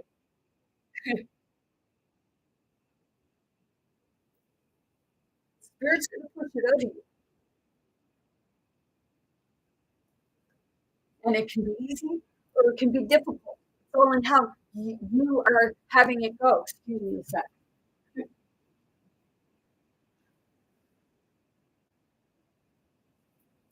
Crap. I was going to let you know. No, I'm not. I can be prim and proper.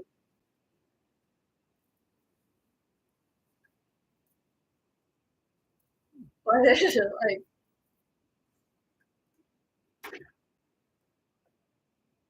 This is more of the stuff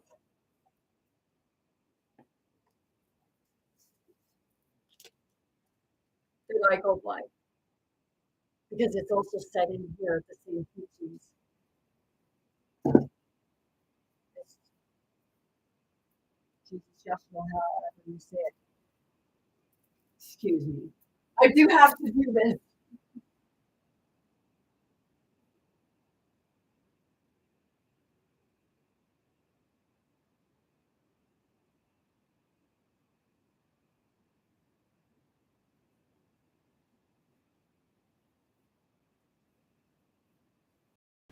Oh, shit. Where's my hand go?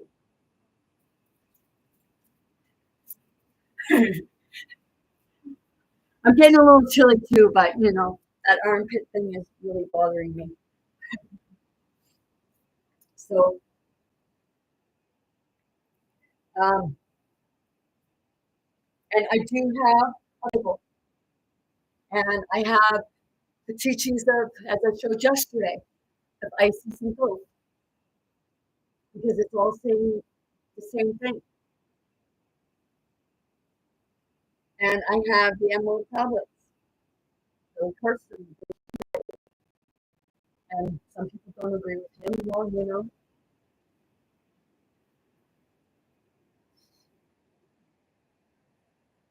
I actually can see the things that he's talking about.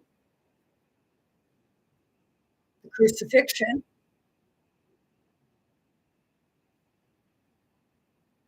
was it was crucifying him for the beliefs and for what they said to be blasphemy. But when you're channeling that one that would perceive itself to be God, it would be a spirit that the person channels, because you channel both the masculine and feminine, and you're not burning. You have to put it, you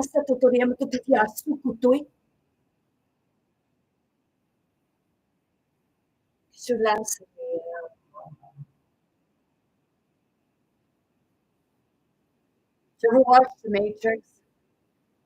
And the first one where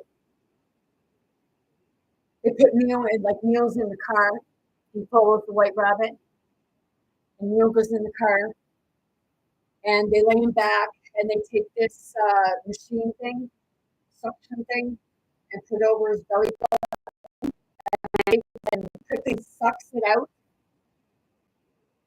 But what it is, it's like it's a big centipede type thing. It's in the gut. And they suck it out. It's like a form of like what you feel is, though it was the control. It represented the control, the fear within you, because of the control system. With regards to Matrix. And then when they have him on the bed, and all of a sudden his mouth disappears, it's like something, like skin forms over his mouth so he can't speak.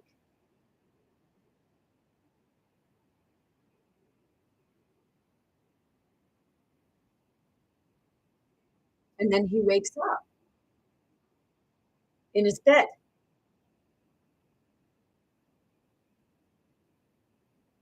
And the dream, to him, it was like that dream felt so real, so he's confused.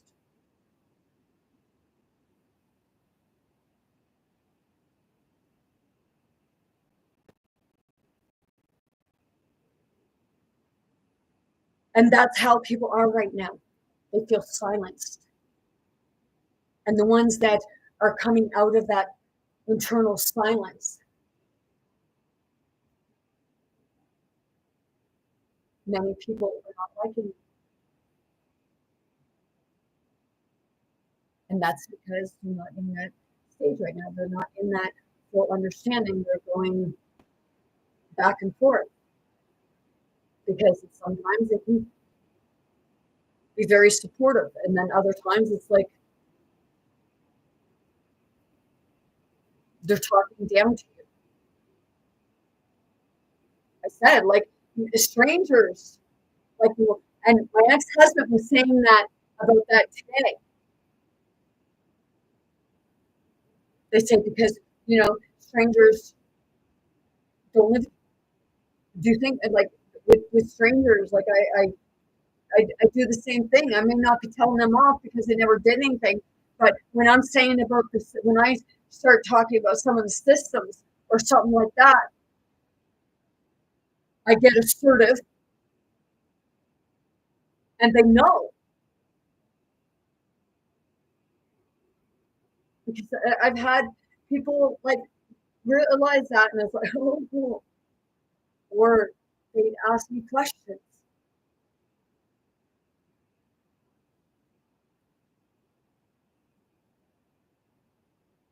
But that's being silenced, the censoring.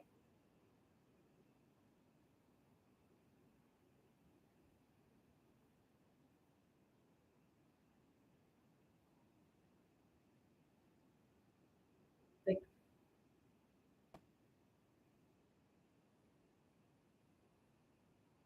because people bring things forward and create things that could help civilization, humanity, not just humanity, but the entirety of the universe.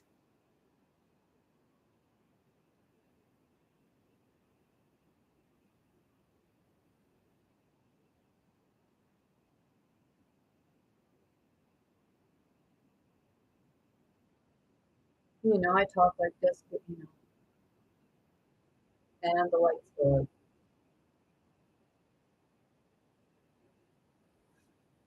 Now the computer died.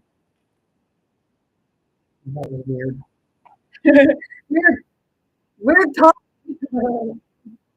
They say no such thing as coincidence, it's just synchronicity, right? Some people don't believe in that, but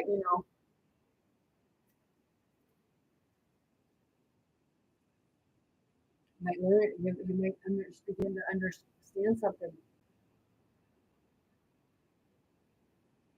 Like, see, a lot of the time, like I see synchronicity, like I see synchronicities, but I don't get a dime or anything like that because I connect with the spirits directly. So if they need to speak with me or help me, they come to me.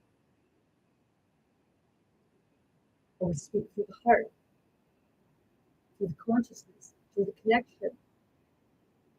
It's like an energy connection. In my Stars and Galaxy class, they were he was teaching about the stars and that, and then he was teaching about the magnetic field and what have you. And it was showing the waves to the positive and the negative.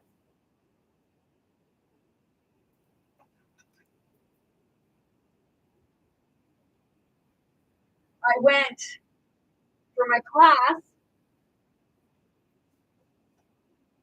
because I was told to get the 7th edition. So I got the 7th edition.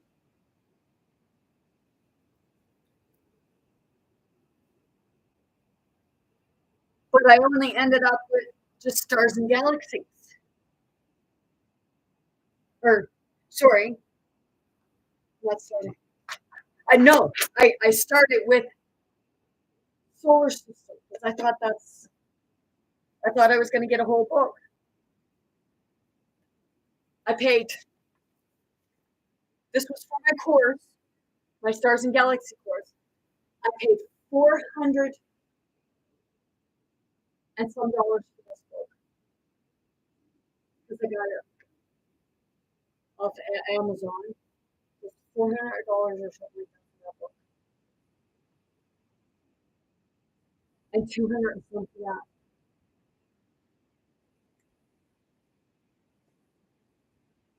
because I did want to take the course,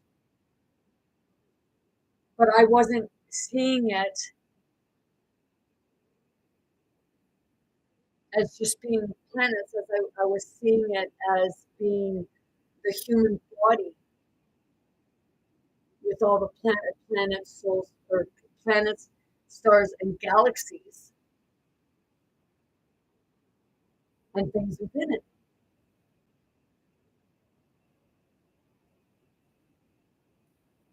Because it's that part, like, um,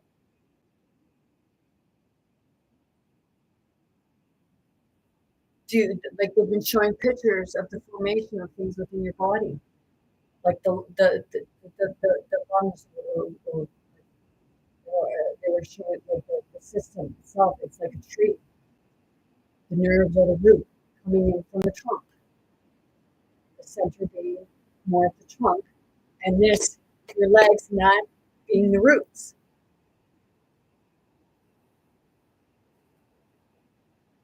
The, the universe, the seven, which actually there's more than 7 chakras. You can even go 9 chakras or more. And it would represent almost like the lineup of the planets from the sun. So the lineup of the chakras from the heart chakra.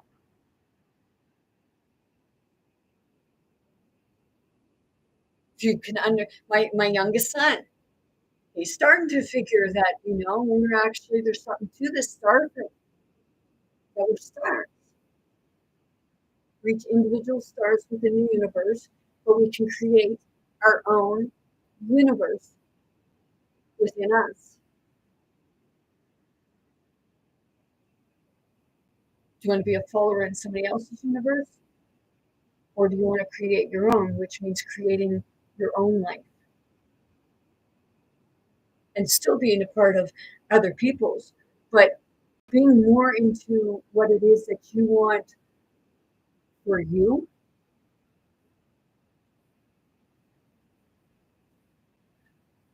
What's going to fulfill you? Because when you become more fulfilled, then that fulfillment doesn't just stay you, it expands out. Because more, so you create the world that you seek.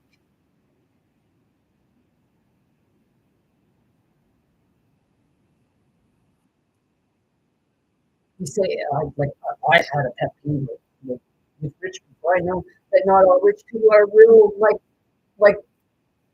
pretty much like a lot of the ones that are in other countries or states.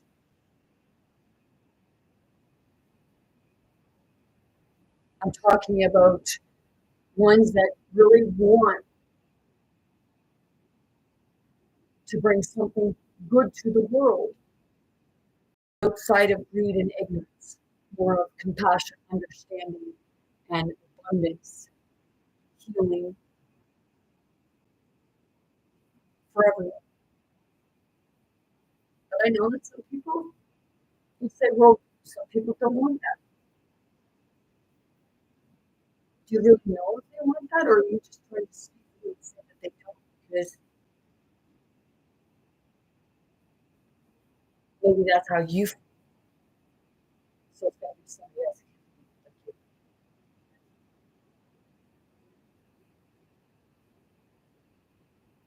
That's how I see it sometimes because, like I said, I've been there.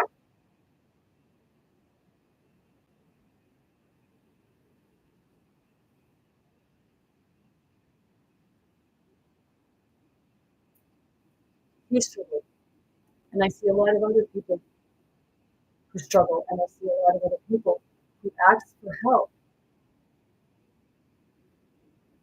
and they treat it like they're nothing and they get turned away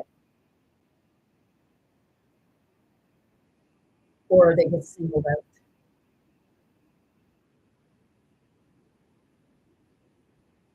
And then is that part they struggle with asking for help? If they even ask for help again, and then when they don't ask for help again because of all the other times that they were treated like shit or just like dismissed. Things get worse and worse and worse for them because they have nowhere to go. So it's not that people don't really, they don't want help. Maybe they were asking for help, and that's exactly what happened. So they just stopped asking.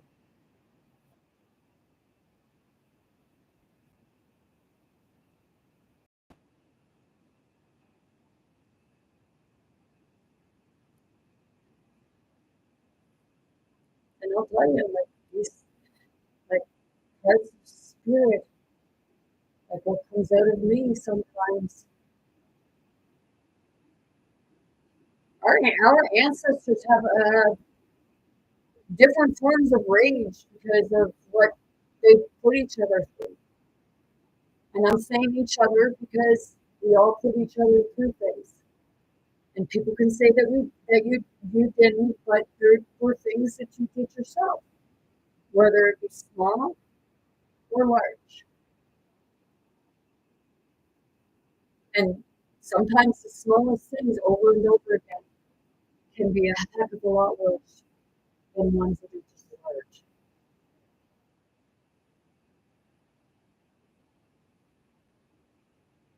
Because over and over again, it takes a toll on your body, physically, emotionally, and spiritually.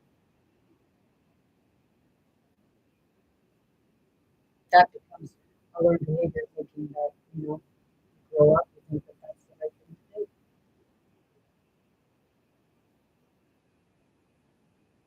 Well, that's how we learned it. Doesn't mean it was right. It might have been right for you guys at the time, but how's that working out for you now? Because you say that your children are delinquent, like you say that children are delinquents, and about pedophilia and stuff like that. They were allowing it to happen.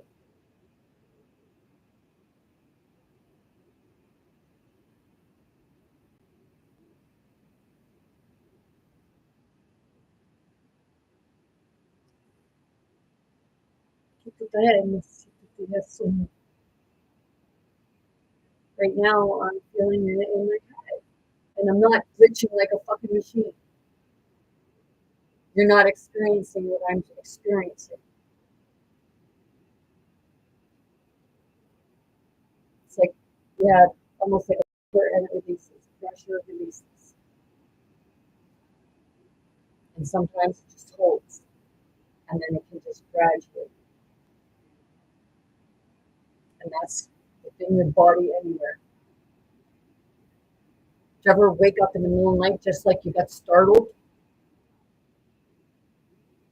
And then did it feel like almost like you got electrocuted? I felt that one time. Well, more than one time.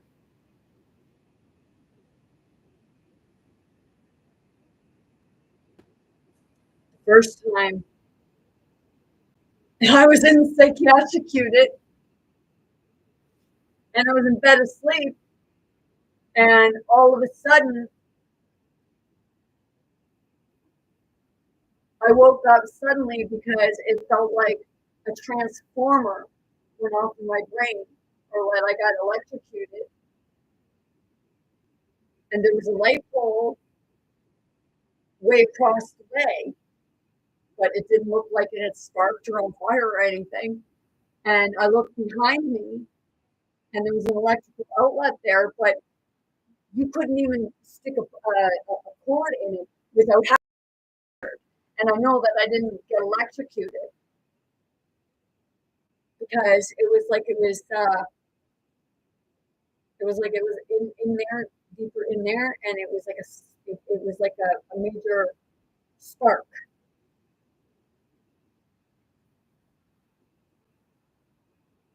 And I've actually experienced it one day sitting in Canadian Tour, and like not even a year after that, I was sitting there. It was right around Christmas time. I was sitting there, and then all of a sudden, it was like I got hit by an electrocution or something like that.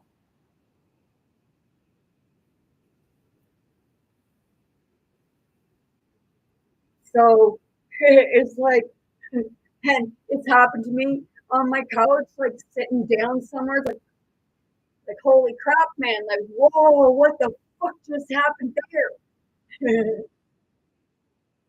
Nope, not a robot. It's a good eye, no.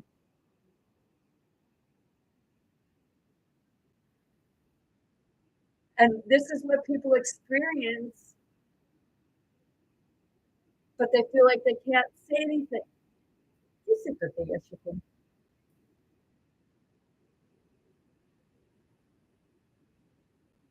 Spirit, spirit.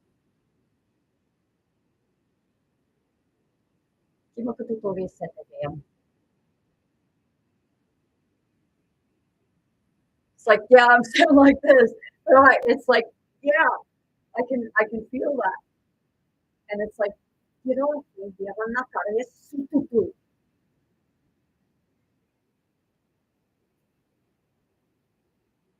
it's right in this small, like right in the middle of the spine.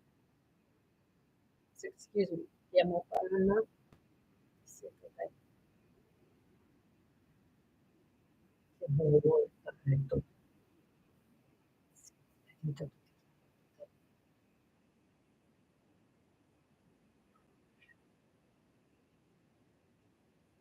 An energy.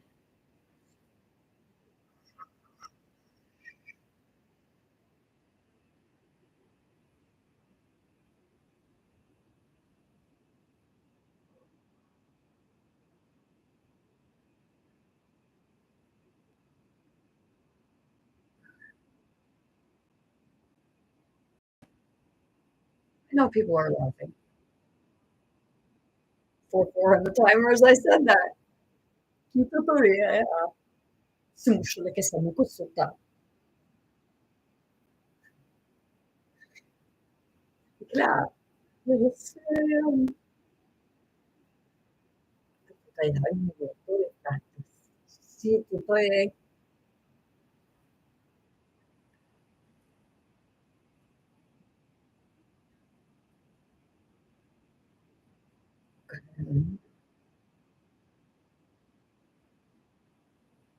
Yeah, right now my I feel like, well, they don't do that stuff.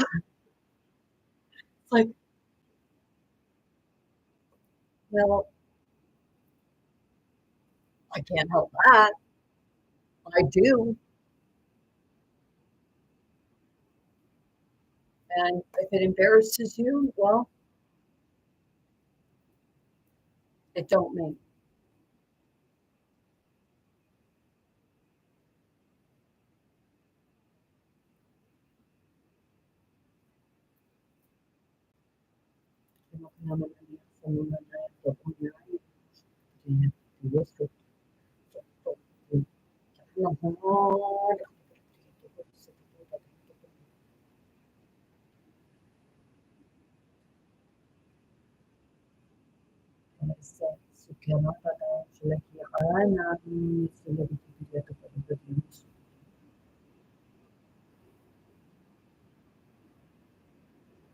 Tatay-talan.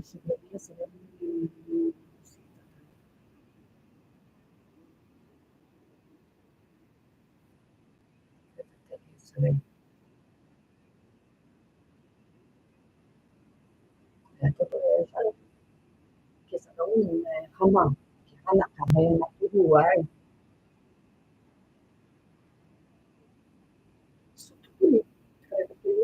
Yang tutup sisi kaya siya also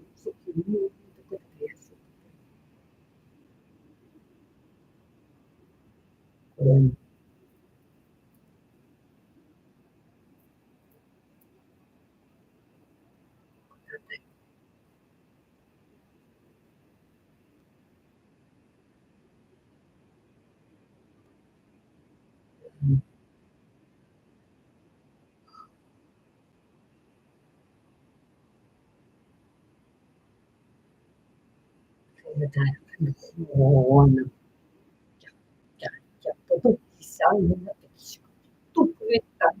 Yeah, today.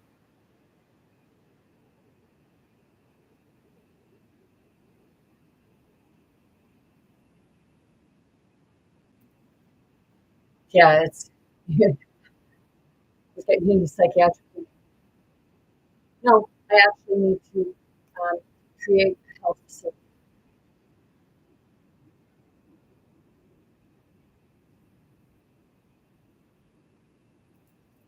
Yeah,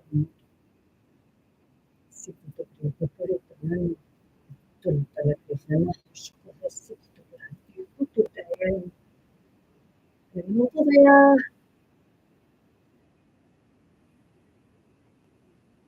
if you want someone who speaks all English, I channel ancient civilizations, ancient aliens, ancient ancestors.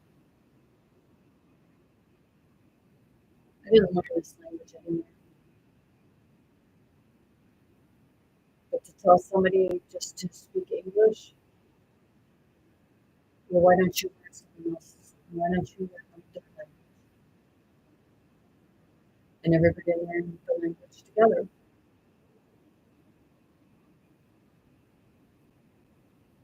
I do put things into English, but it's just constantly coming through. And the ones that are speaking are my ancient ancestors, your ancestors.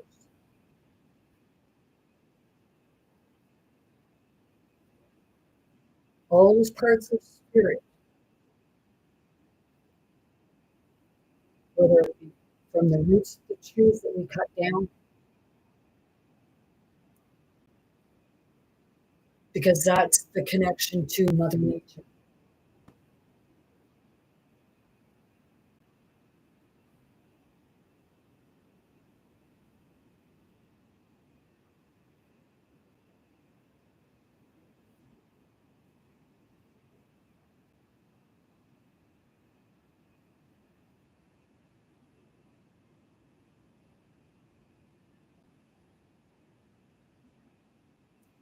What I'm doing is I'm moving my hands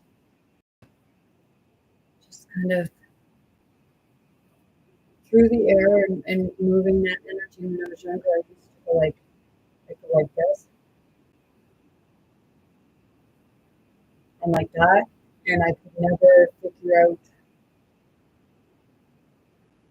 why I would do it. And now I know what I was actually doing. I was clearing energy.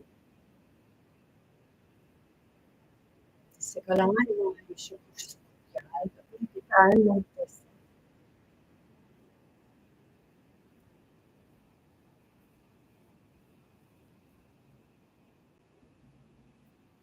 We have someone that I know, they speak in great language and they do the same. They use their hands, and the more you learn it, the more it it flows, and all that limited belief of how powerful you are. Of you only use 10% of your brain. Well, am I still using 10% of my brain? Someone probably said, you don't 90% of your brain still makes sense. Well, maybe you don't make sense to me, but I make plenty of sense.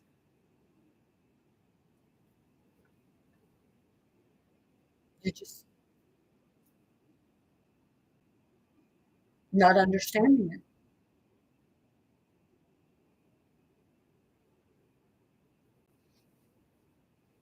And I put it in many different ways. And so have many others.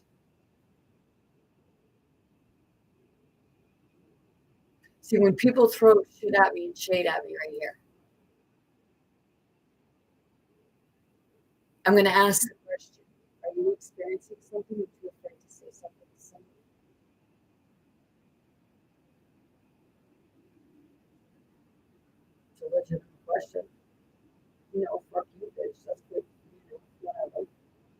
woof woof. I am a female dog and I will protect my young.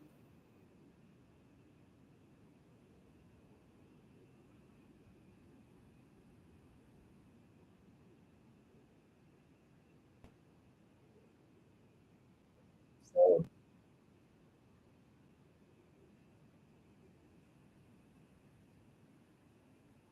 I feel more alive now than I did in the first 47 years of my life.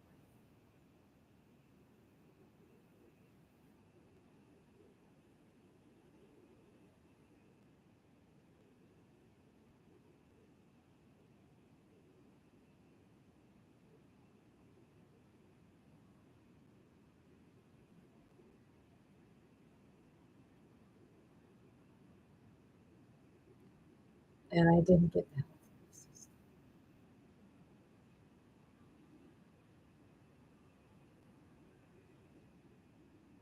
I may not go out into the works, but I'm so healthy.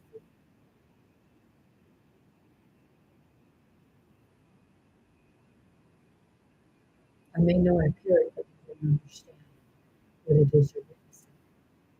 Because if you do, you wouldn't shit you should.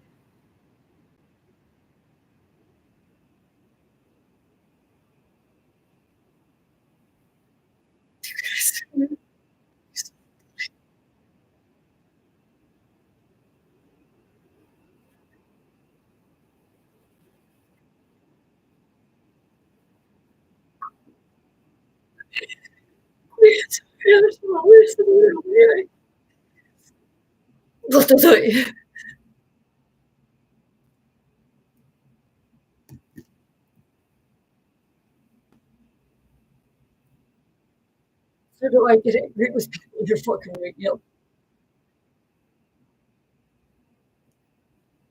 Because it's ignorance. Ignorance to something you don't understand.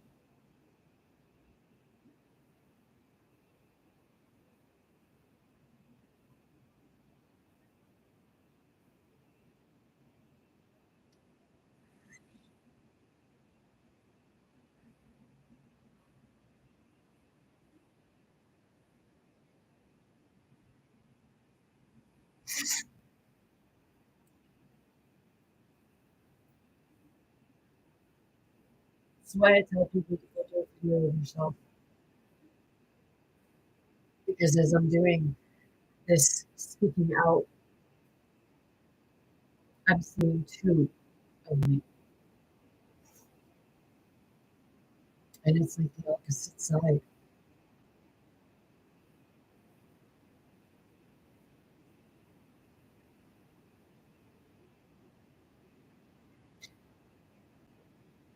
And it's that part of like even talking as though you were telling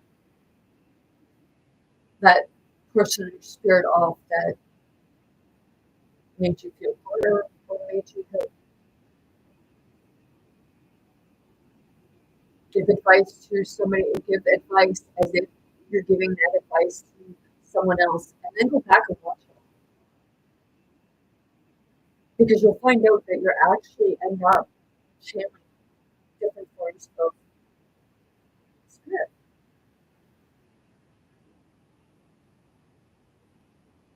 Because it's your feelings coming up. It's your experiences. It's your emotions. It's your spiritual beliefs. Your religious atheist or the earth. Right? Isn't it?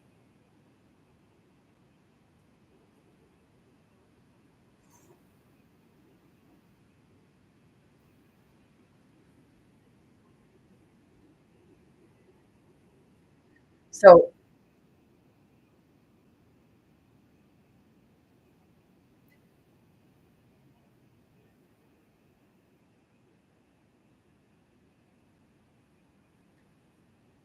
it's like hell keeps you stuck and feeling chained. So that would be sort of like the legs of the tree because they're the roots. So you feel like you're bound to hell, let's say, because underground is said to be hell, right? So then you have earth, your body, your solar plex, your sacral, feeling fear and you're feeling desires or lack thereof. Then your heart gets more up into the universe, working its way up. And then mind is said to be the heaven. And heaven comes when all things are, when all is aligned. When you've sorted through what keeps you bound to hell, or what you perceive to be hell. Hell on earth is hell on you. The way you feel, physically, mentally, the way, and the way we react, lack thereof. I know I'm still learning that. So I'd be a hypocrite if I said that I wasn't.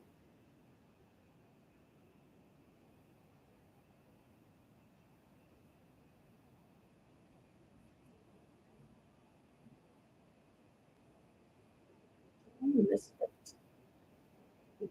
yeah, I'm getting that song. It's like just the sound, like like the inner child in a lot of ways, and it's not a kid, but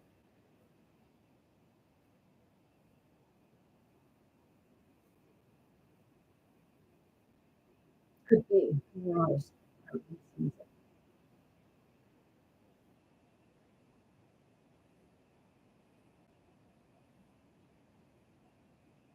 In all honesty, I don't know what I'm doing for Christmas. Maybe I'll stay home and put on wood fire and watch a Christmas movie and have sugar plums and bonbons. I don't have those because I don't know.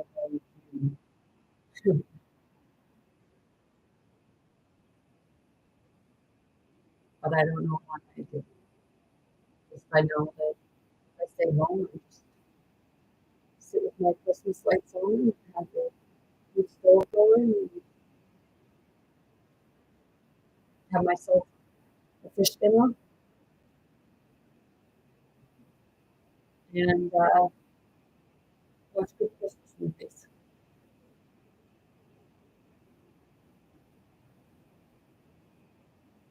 I have I have my little man here, little Cookie, or Goldie. Cookie was my dog.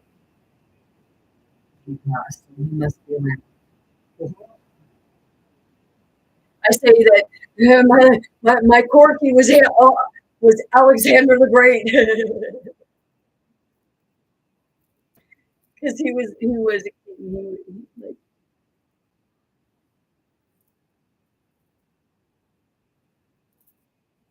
him. Well, then they do. It's like then Rolly, he was just, or not Rolly's my cat. Last year he was just he was cute. They were all cute, but he was just like the silly one, not a care in the world because he was already through it all, and to come to live with us was like all the time. So it was like, yeah, he was so they were like, yeah, no, it's like to me the animals were like kids, and I went through like it was like I had them living with me, and sometimes I struggled to be able to like take them on many walks and stuff like that because I lived in an apartment building. And then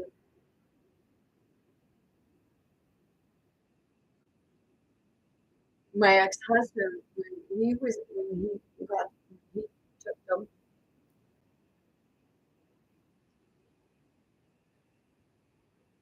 he struggled to want to be able to take them outside because there were beagles around, and he grew really attached. So anytime I wanted to take my dogs out, it was like he'd take them out, but then he brought them back in. But that was because he was in the state of his own depression.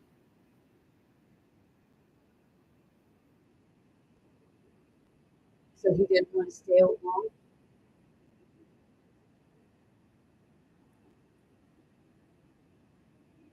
Or he would be afraid like if the dog was out too long on a warm day. Well, he wanted to be out. He just felt like, okay, think of when we have service animals, okay? What's happening is that service animal is exchanging an energy with you. So when you're feeling that, they absorb it. So they need that time to be able to replenish themselves, or they become depressed because they're not socialized with other people.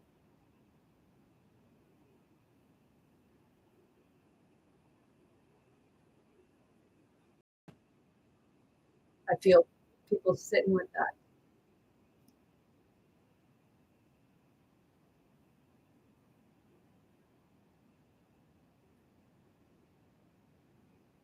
It's that part, like you take a top dog.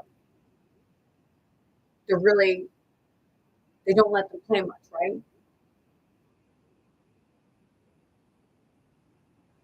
But they're doing a service.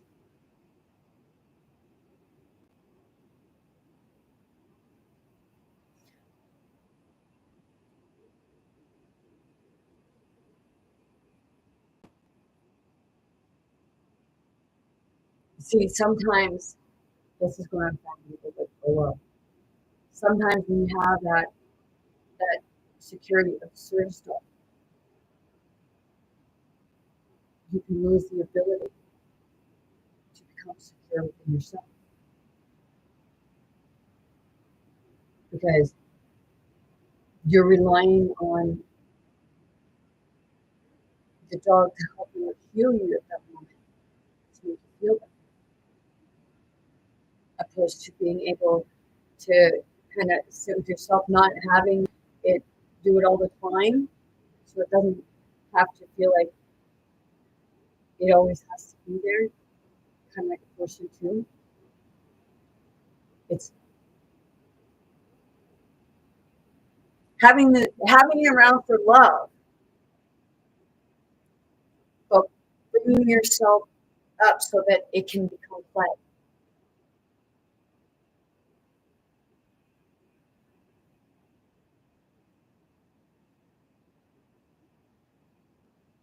So it's no longer considered being of service to you.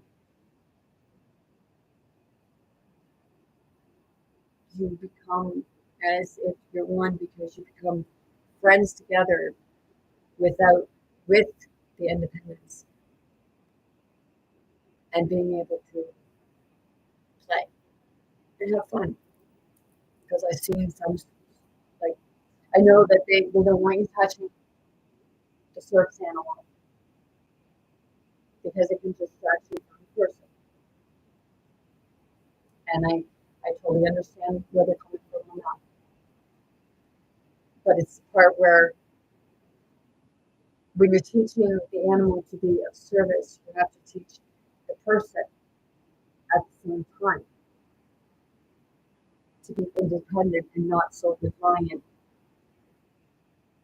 on the animal itself all the time, but learning how to calm yourself, bring yourself back to that moment of even having a dog around for if that person struggles when they first start doing it.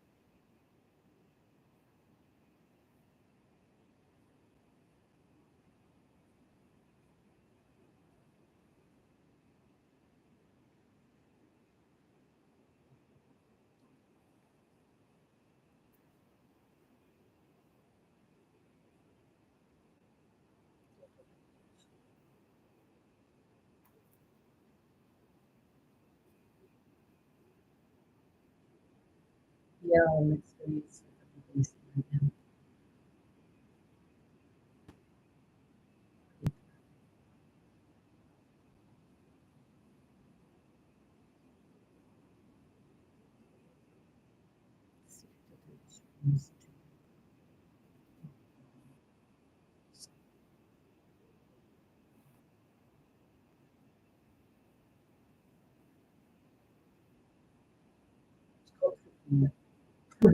I'm treating my energy.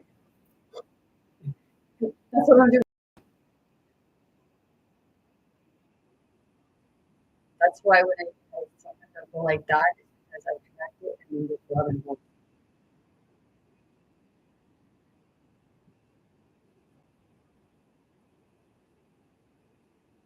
that when I'm kind of the center, like of the spine and then up through the center. There we go.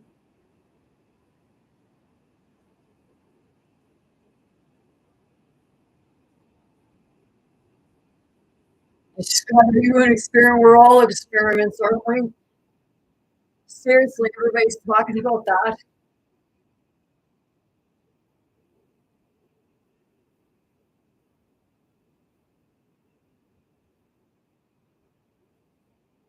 Like, yeah, I'm an experiment. I'm an experiment. See how crazy we can talk?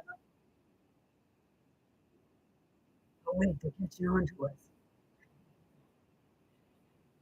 right? Si tú estás esto,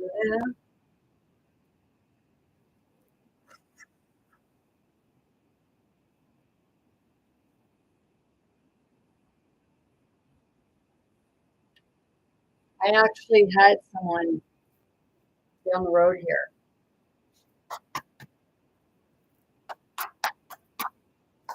Incense, incense dust. Guy down the road here gave me this banner thing. I know that there are people. Oh wow, there looks some bright and nice stuff. Oh shit!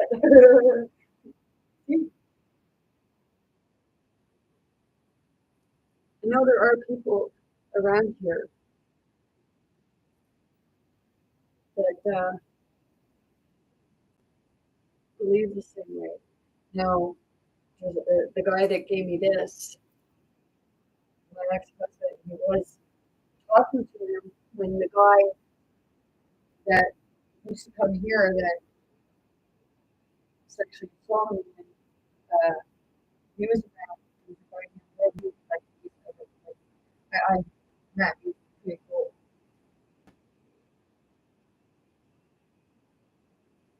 My ex-husband stopped going to see him. And the guy would come up here sometimes to see how he was doing and stuff like that. And the guy that gave me this, he had a couple strokes.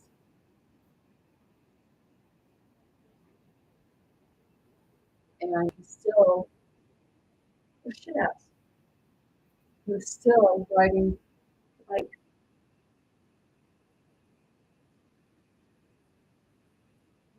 after he started getting some mobility back.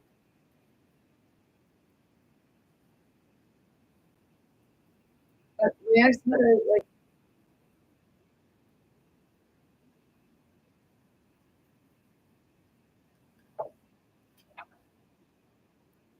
where I am, I don't know.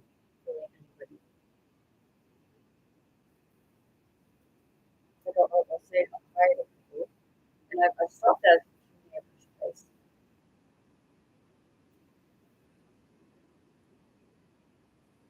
But the thing is, I don't know what has been said about me around the neighborhood.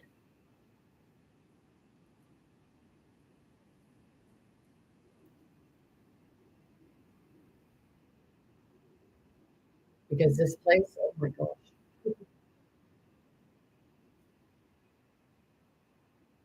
But I've let that all go because it was that part of,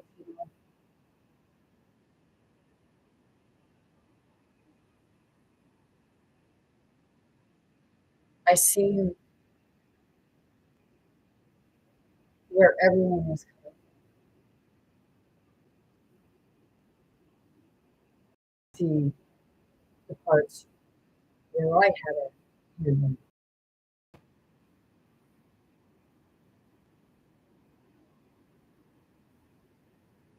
And boy, oh boy, did it ever get fucked up.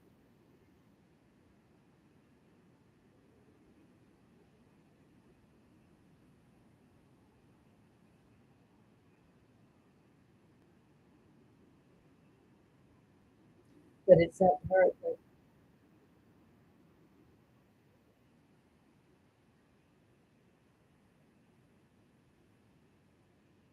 sending in the ones to help us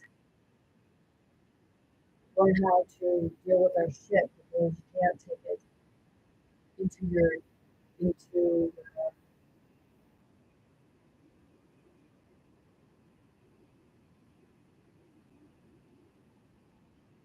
well you could I got into the next life, but it's clearing your name.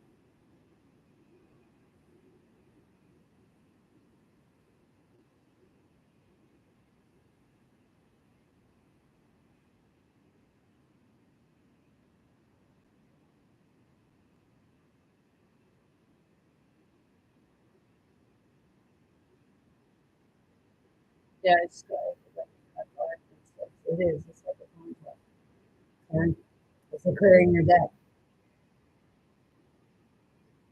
Well, the system is what's in debt. Because if they say it like they have the money. And everybody goes by money. But no.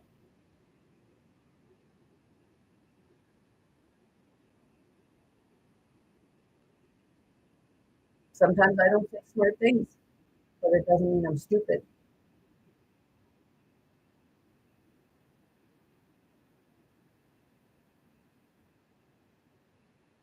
It's that weird thought for a minute. Same as some people go to say a sentence and they put two words together. Does that make you stupid?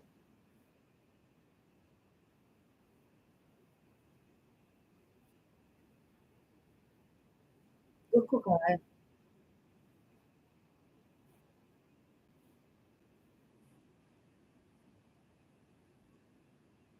that's the third time I've heard that in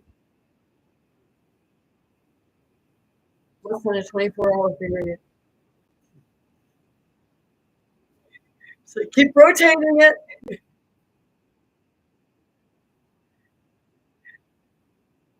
The chipmunks, I like them singing this.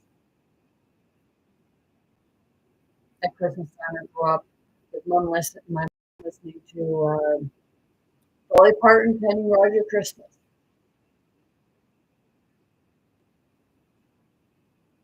So I like that, but you can find it on YouTube, but not at all. And then sometimes I can only take so much of certain people. Just whatever.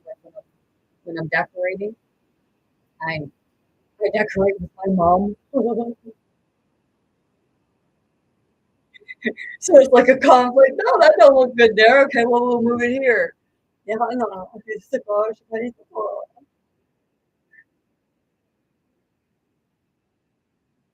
that's what I say.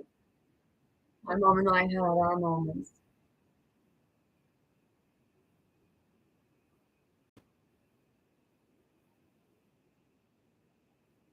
But I see my mom's heart, and even if she couldn't do something, she had good intentions for it.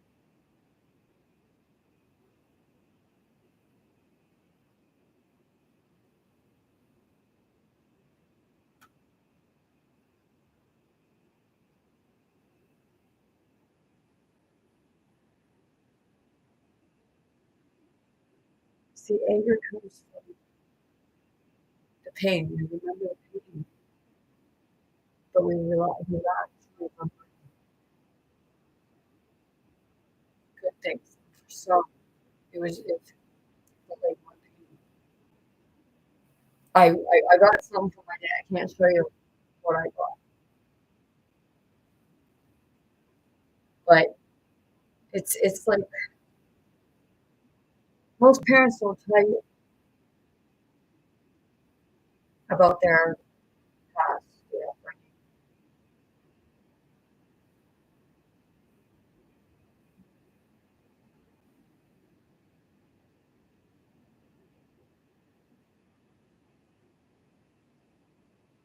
And sometimes it can be just that whether they tell you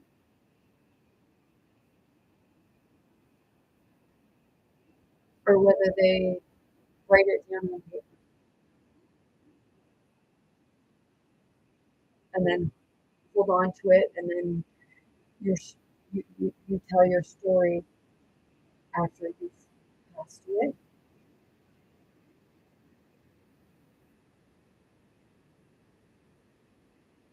And it be through your words written down. So they know who you were,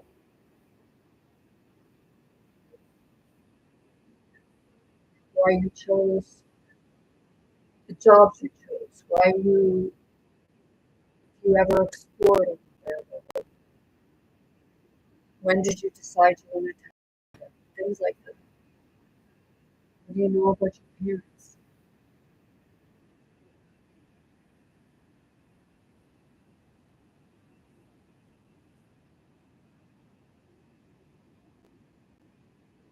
Even writing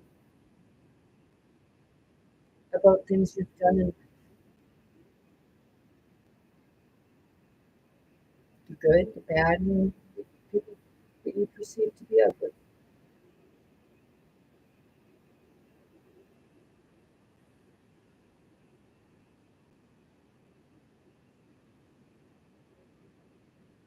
Because don't they say that the community hospital, like they say they reach your last rites, or not right, last rites. Um,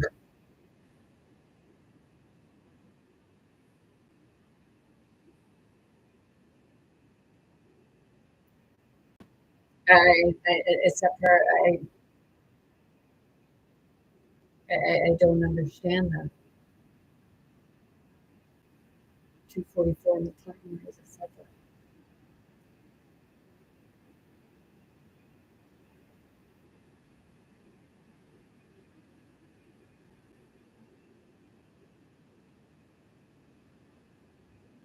It's like part of eternal freedom. Or holy shit, 244:44 on the timer.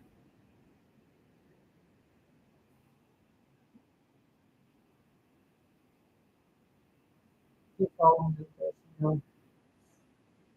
I have the numbers book, I have astrology,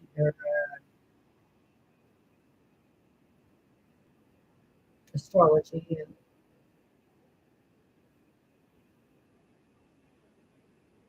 I have books of stuff that I'm interested in.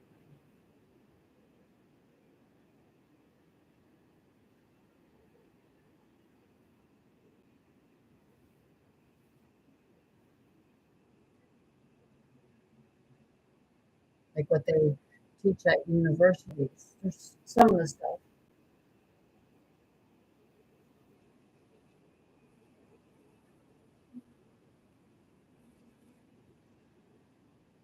but the other stuff, they don't teach that because it's from taboo.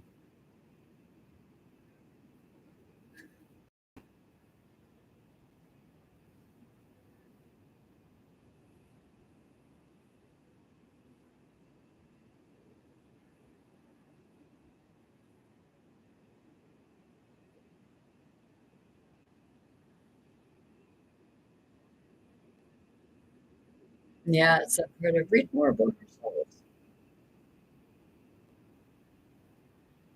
It's like read the Bible.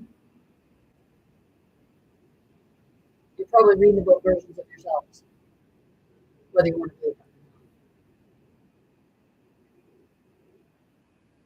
not, because it's your ancestors. Yeah, it's like, well, that'll let you. But it's, it's spirit to spirit. Yeah, the spirit to spirit teachings of going within self. And only fucking it hurt. Especially when you're pulling it out. Just breathing. I am.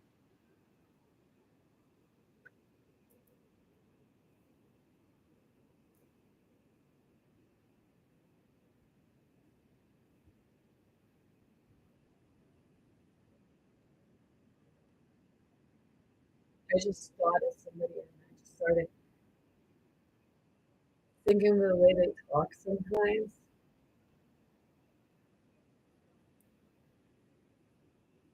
And it's like looking at them like, did you really just see that? And I know that people have experienced that with me.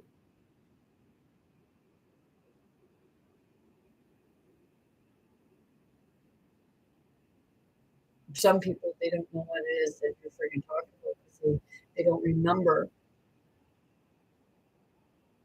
or it was just that quick switch within spirit that reacted in whatever way it was.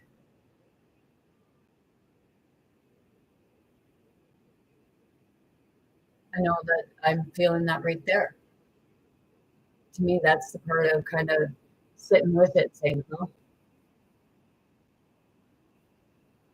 just sit with what I just said," because everything's going so fast,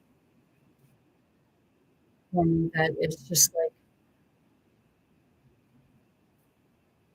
talking about one thing and then switching over to another thing, and people are like thinking, "What the fuck just happened there?" Well, I'm still aware of it happening. That's why it's sometimes I laugh. It's like with chakras moving. If you like experience this is what you're experiencing. And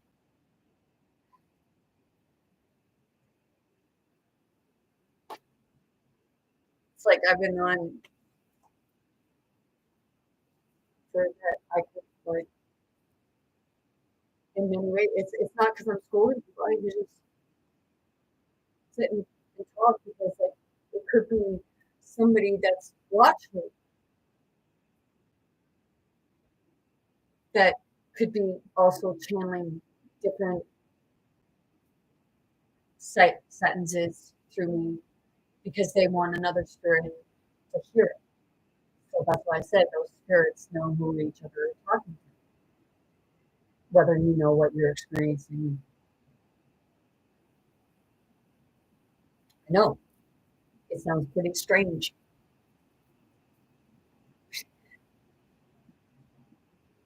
What was it?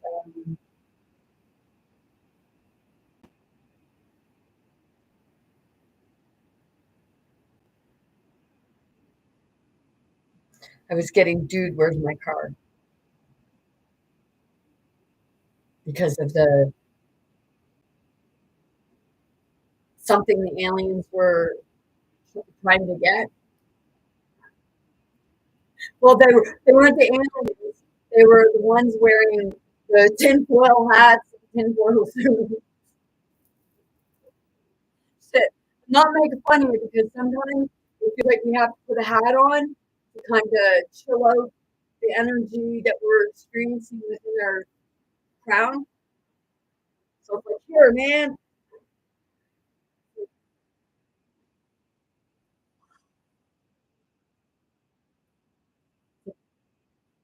sometimes it does feel better sometimes. Because sometimes I do it myself with my nose or I just kind of put my hat on, and it's kind of like you're covering up and you're kind of just going color inward, keeping it all in.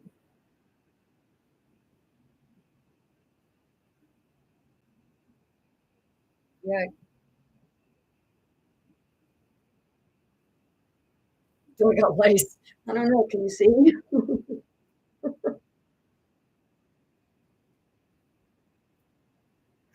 So, ja, jetzt hat er mich schon doing. So I guess, oh shit.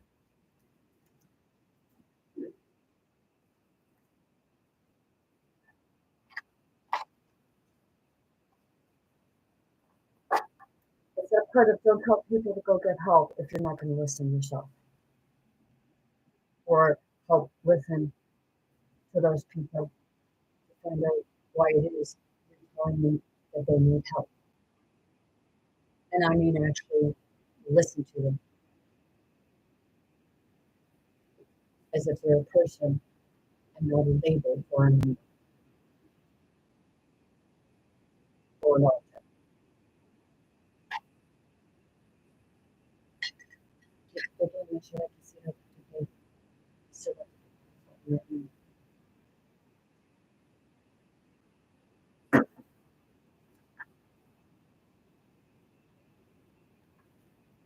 I think Hail to the Chief has a nice ring to it.